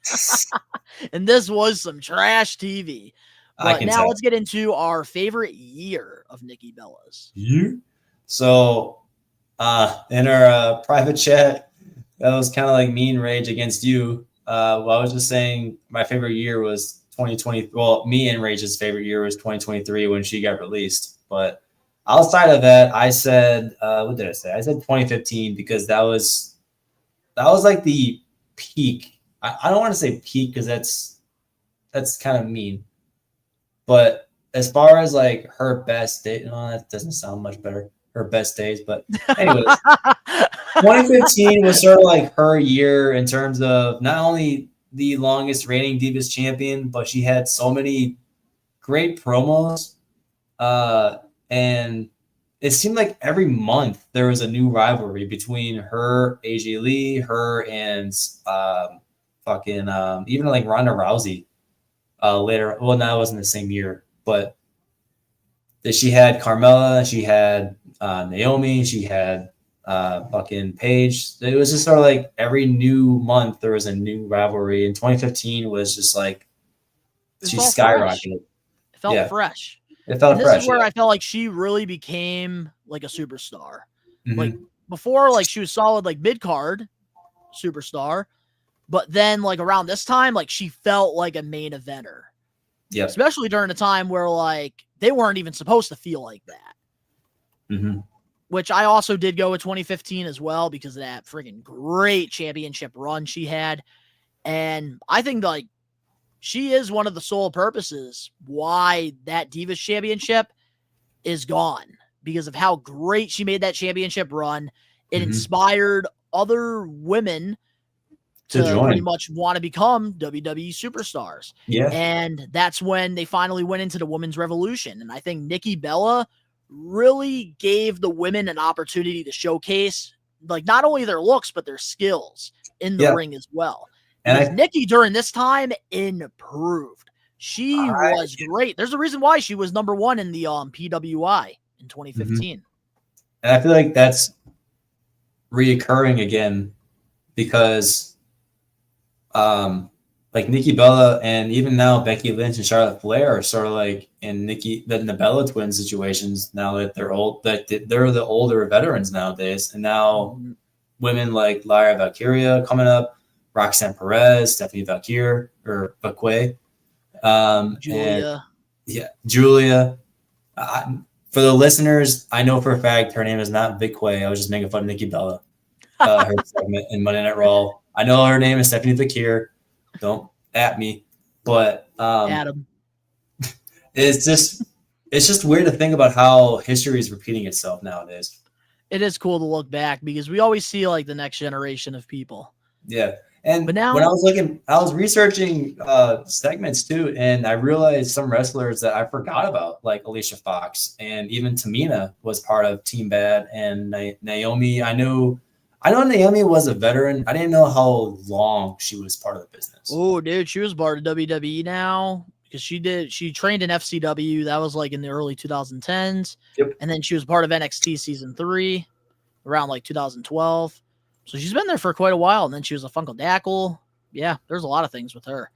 But now let's get into our favorite rivalry, which we know Nikki, she's had a lot of those in her career. Yep. And I mentioned her before. I'm going to go with AJ Lee. And it's simply because I miss AJ Lee. Like, she's like Roxanne Perez is like the millennials version of AJ Lee. 1,000%. That is a perfect comparison. Like, you know, like perfect the whole, the charismatic, you know, goofy, you know, sort of comic relief, but not so like comedic. But I want AJ Lee because I just remember watching the promos growing up between her and Nikki Bella. And then when Paige got involved with Paige and AJ Lee's whole like frenemies thing. And that was sort of like when Oh, that is true. I feel Angela like there's here. a triple threat match. Roxanne Perez's favorite wrestler is AJ Lee. So that does There we make go. sense. Good That's point, why Angela. CM Punk has been helping Roxanne out a lot. What Yeah. were you saying? What was I saying? I don't know, but it looks like Tyrus also agrees with you. I'm not hating, but AJ Lee versus the Nikki Bella was the only memorable feud for me. Yeah. It was great. I was saying like how AJ Lee, Paige, and Nikki Bella, they set up this, I think it was a triple threat match for the Divas title in some PLE back in the day, like 2014, 2015. And I think this match in particular, you got the picture up, was from SummerSlam? When Nikki Bella was just like throwing AJ Lee around like a rag doll. And man, I miss AJ Lee. All I know is if you or Ben do not put her over and like within your turn, I'm definitely picking AJ Lee next. 1,000%. I do miss AJ Lee. I don't know. It is your pick next week. Part of me was really hoping she showed up during the Royal Rumble. Like she doesn't have to have an entire like 2-year run. She doesn't have to have that. I agree. Just one appearance would be fine. My day will be complete if I saw AJ Lee back in wrestling because she is one hell of a character. She's probably one of the nicest people ever. She is. I met her before. You have? Okay. So, well, it does seem like next week, guys, I think Dan's got his answer for who we're putting over. Don't tell Ben. Don't tell Ben. All right. Well, let me get into my favorite rivalry, and that is her versus Carmella. I really enjoyed this, especially because during this time, SmackDown, this was just the land of opportunity. And I thought they did a great job like establishing Carmella as a superstar here and having her work with Nikki. I loved like all the attacks, all the backstage stuff they were doing. The matches delivered. And I thought that like they both had very similar but different personalities. Yep. And I thought they just made great television, especially Talking Smack had some of the best confrontations. And I thought Carmella and Nikki, that was one of the best. Wasn't it like Nikki Bella had a nickname? It was like her nickname versus the Queen of Staten Island. Yeah, it was something like that. Like, because she's from Scottsdale, Arizona, so I don't know what her nickname would be, like the Sun Goddess or something.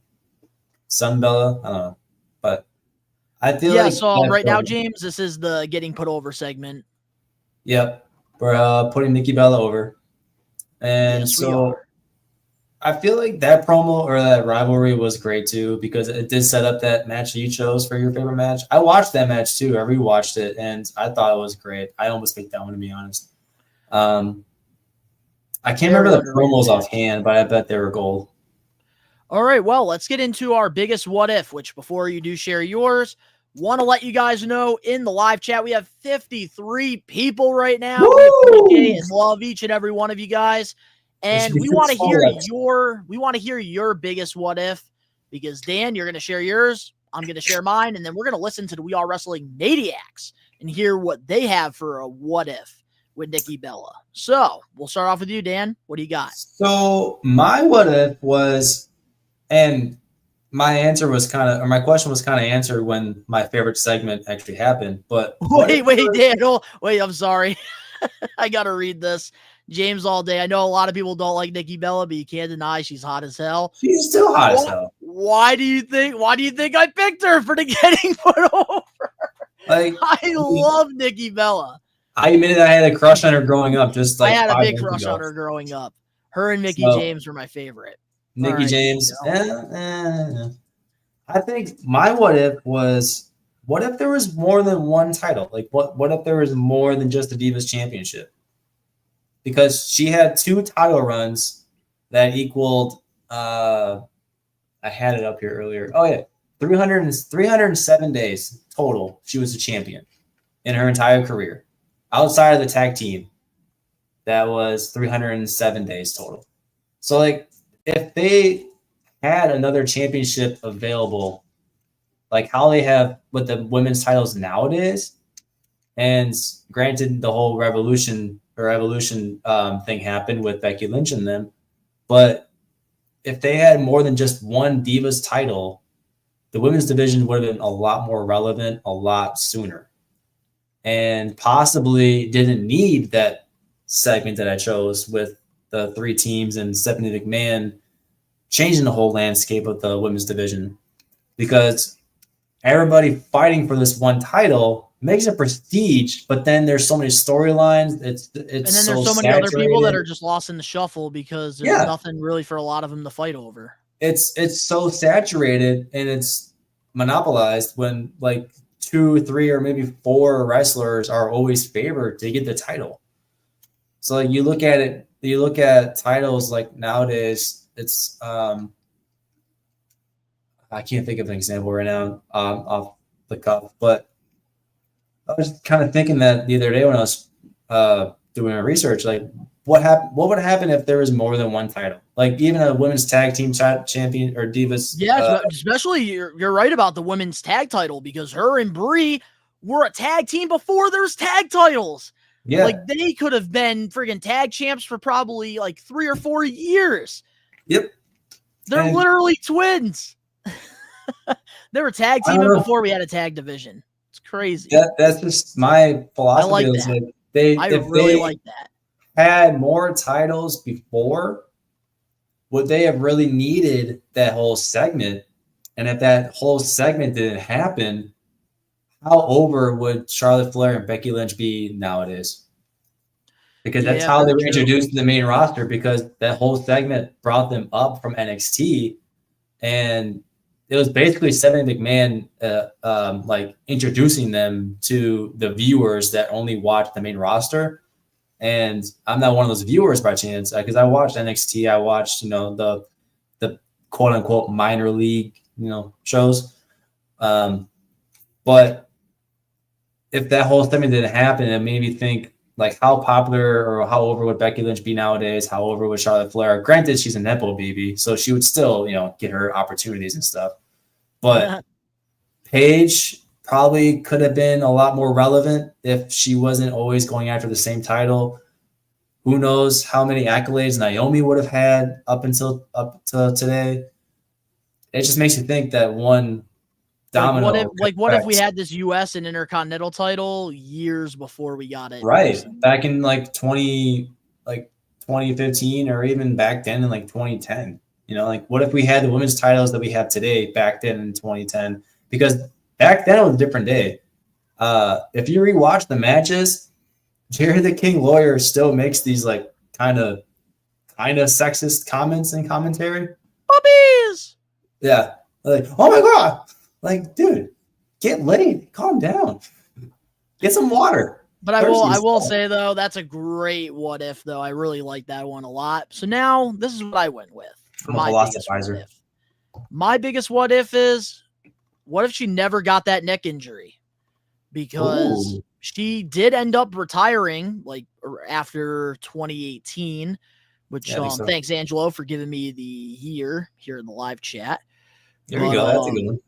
But I really think about that, because if she never had that serious neck injury, she might have continued her wrestling career and she wouldn't have maybe made her return at this point. Mm-hmm. And she would have had storylines with a lot of the top women stars in the era. Like we probably could have gotten her and Asuka when Asuka was very popular. Her and Sasha Banks before Sasha Banks left. There's so many scenarios. Her and Alexa Bliss when Alexa Bliss was very popular at one point as well. So there's like a lot of different scenarios. Her, Liv Morgan before we were supposed to get that recently. We didn't talk about that, by the way, too. Nikki, Rhea Ripley. Like, there's so many different scenarios here. Her and Bianca Belair. Yep. Like, if this neck injury never happened, she would have probably continued being a full-time competitor, even though she did get bigger than WWE. So maybe I could be wrong here about, like, the neck injury being the reason. But she did become a really big star. And, yeah, I would have loved to see, like, what she could have done full time. But let's read some of the live chat here, because a lot of you guys have some big what ifs here, so we might as well share them with the class. So here we go. We got Tyrus in here. Big what if. Really wanted to watch Nikki Bella versus Liv Morgan. Me too. Yeah, it's unfortunate. And we're going to talk about Liv Morgan in our main event topic in just a moment. What if John Cena proposed to Nikki? He did, and they called off the divorce, or they called off the engagement. What if she ain't retired in 2018, was still around full time? Exactly, that was mine. You beat me to it, though. James, how the F did John Cena screw up that relationship? She's probably crazy. House rules in denial, wants children, probably made her leave. Yeah, things like that could happen in real relationships. And, Liv Morgan's got to get surgery now. Ooh, yeah. Damn. It's not related, sort of, but I was watching How I Met Your Mother like maybe an hour and a half ago. In that episode when Barney Stinson had that graph, like for how hot the chick is, the more crazy she like, the equilibrium. I don't know if you guys remember that episode, it's hilarious. But that's probably what happened with their relationship. But man, Nikki Bella, like the last things I want to say about her before we end this getting put over is what a trailblazer in this business. She really opened up the door for lots of women wrestlers, and a lot 100%. Of people give Total Divas and Total Bella shit, but I really do think, and I got into this with somebody on X on Twitter, and honestly, like I think like you don't have to be a fan of the reality show. You could say whatever you want, but you can't deny that Total Divas was one of the biggest reasons why WWE went from divas to WWE superstars. And we got this women's revolution. Because during the time before Total Divas, the women only got 2 to 3 minute matches. They weren't getting proper television time. And with Total Divas, these cast members, even outside of Nikki and Brie, they were able to show their personalities. They were able to be larger than life characters. And it gave WWE no other option than to actually book them and use them as legitimate superstars.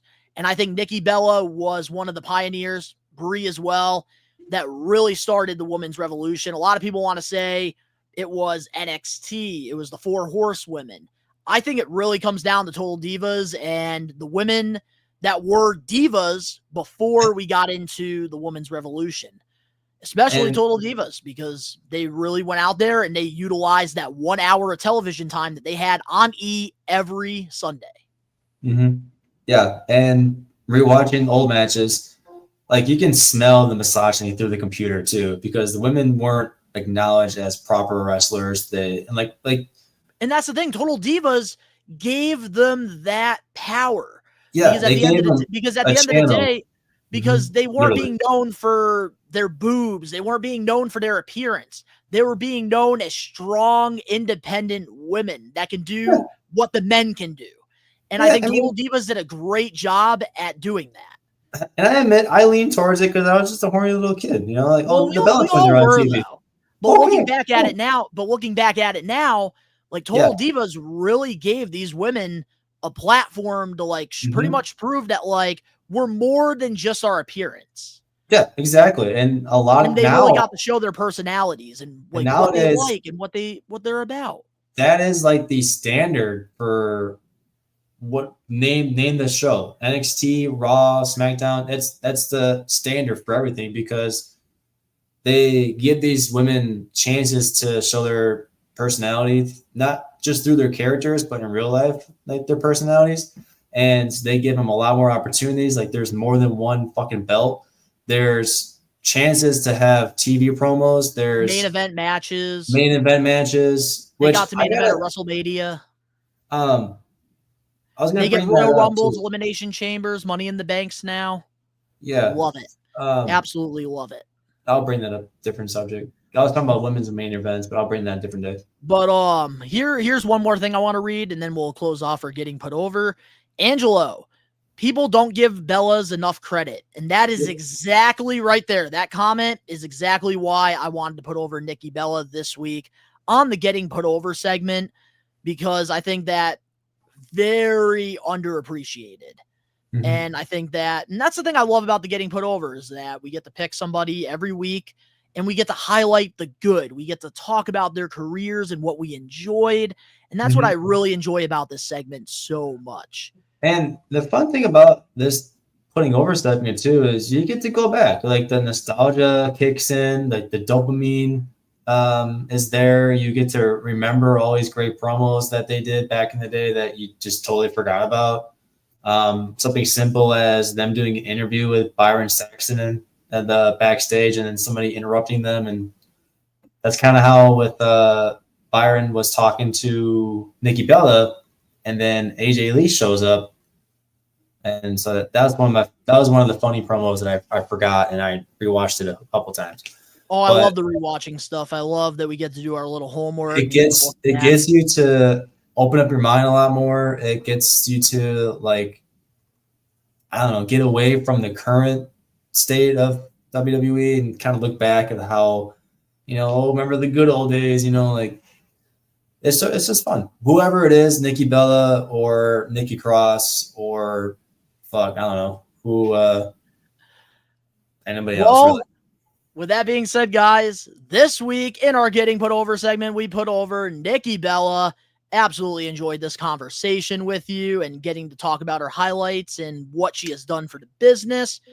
Next week, Dan, Eddie, it's your turn to put somebody over. Before you share who you want to put over, guys in the live chat, spam who you want. Who do you guys want in the live chat for Dan, Eddie? Didn't realize it was my turn. I thought it was going to be the other Danny's. Nope, it is your turn because right now Danny Huggins is still on his little break. Oh, fuck.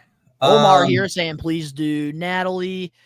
And unfortunately, Tyrus, we're doing women wrestlers this summer. We're doing women right now. Women wrestlers. Because we haven't really put over enough women. So, like, throughout the entire summer, we want to pick women wrestlers. And then we're going to go back to picking whoever we want in the fall. Kind of switch it up a little bit. Oh, looks like Angelo. He got AJ Lee in here.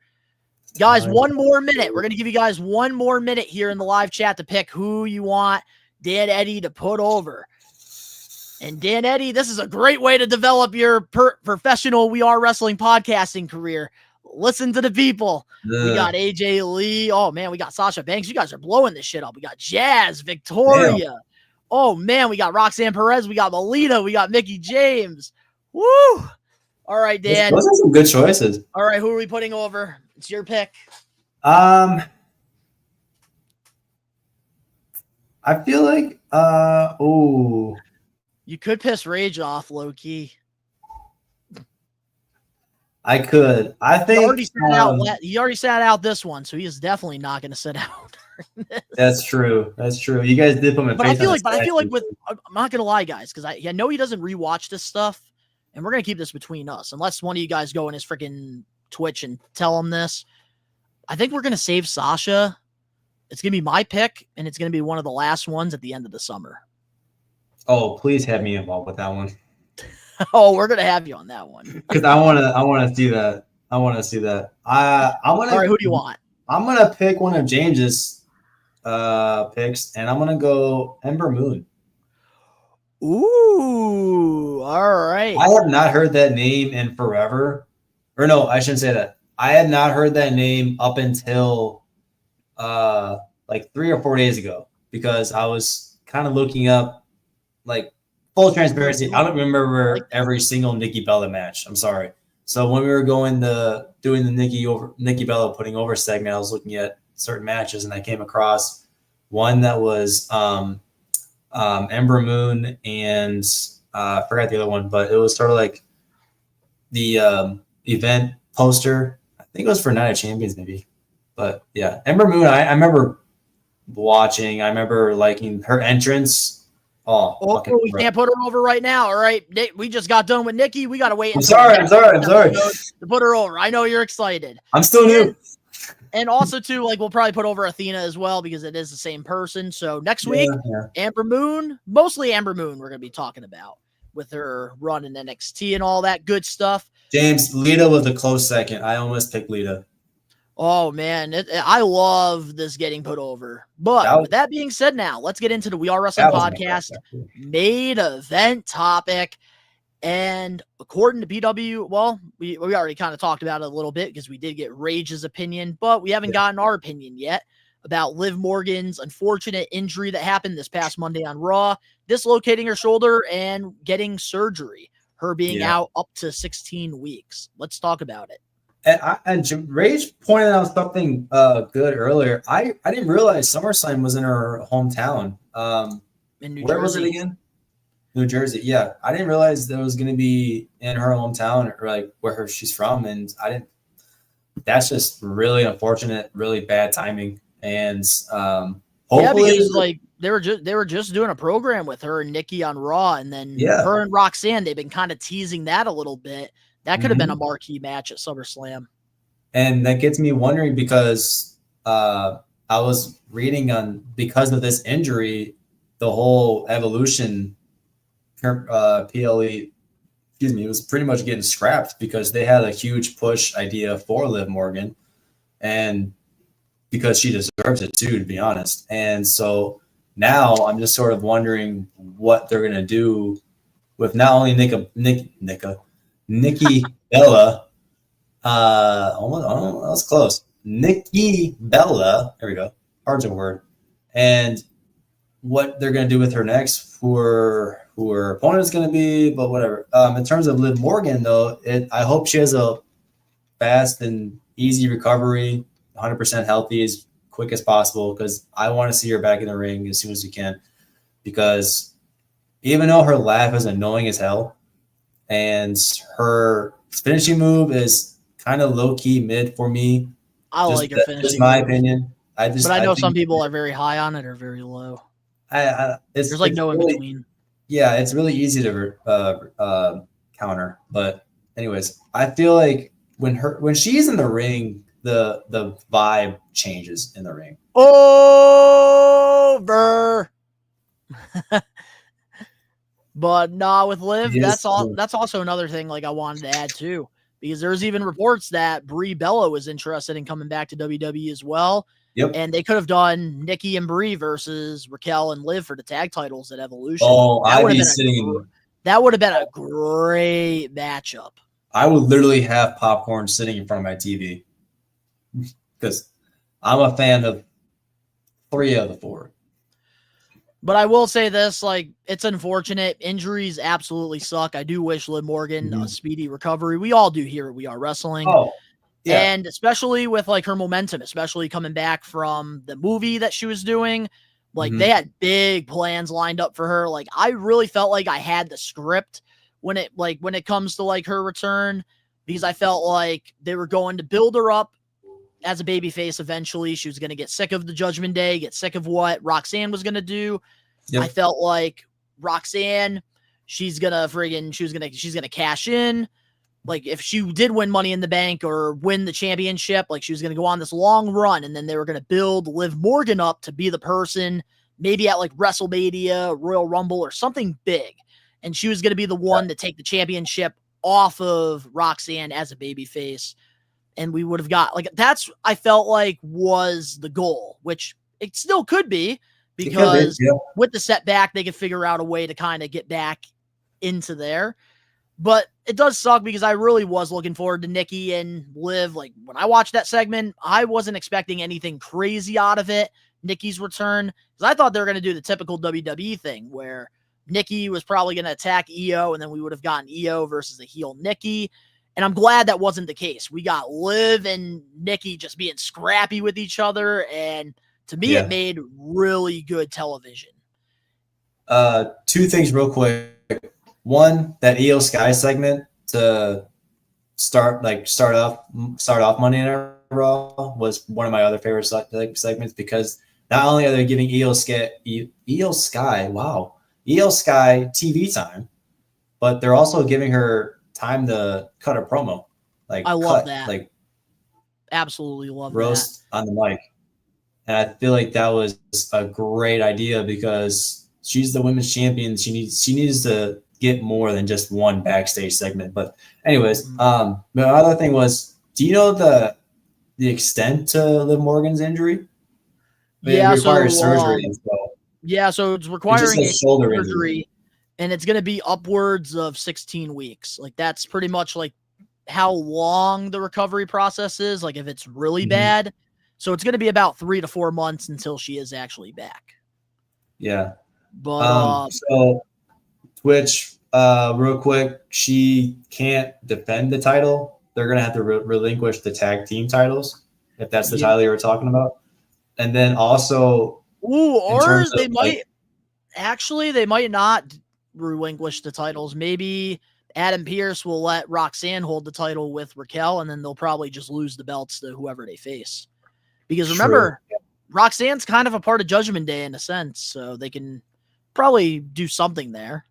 Yeah, they could do something with that. They did that back in the day with the Spirit Squad, where like they had like 2 members like holding the title. They have different members defending the titles. Yeah, that's a good idea. They could probably do that. Yep, but you and I, Angelo, are on the same link. The continuing curse of the women's tag team championships. Like one gets hurt, so they'll have to relinquish or get rid of the titles. Raquel was part of the other one. And I feel like the Iconics was one that got hurt. Well, we could tell you one person that's not cursed, and that's Rage Circus here with Mercedes Moné. It's a great that picture is of them love too. right there. I'm so glad they found each other.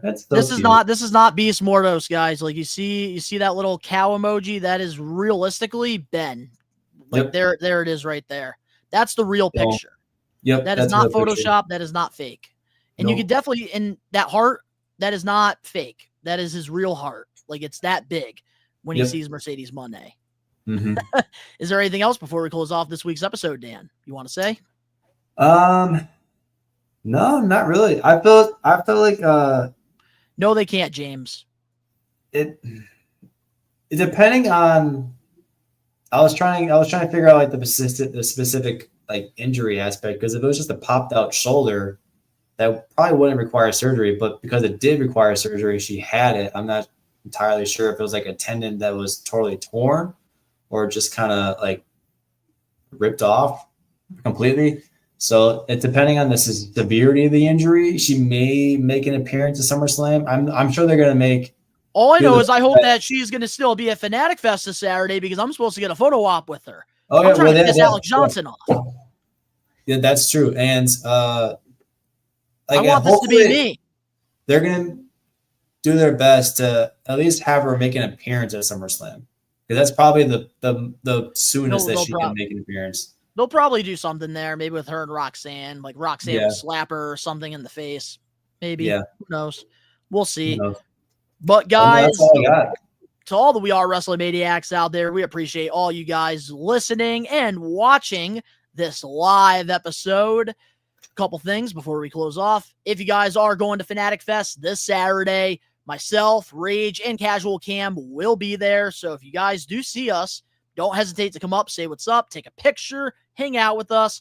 We're going to be meeting some wrestlers. We're going to be walking around, just having a good old time. And then the following Saturday, we will be doing a live watch along for WWE United Champions. And then immediately after that, we're going to be going to Enfield, Connecticut for Blitzkrieg Pro, their annual Luau show. And We Are Wrestling, we're going to be sponsoring the Priscilla Kelly, formerly known as Gigi Dolan, versus Charles Mason match, which we will have that uploaded to the We Are Wrestling YouTube channel afterwards. But if you want to watch this stacked live show, you can do that on IWTV.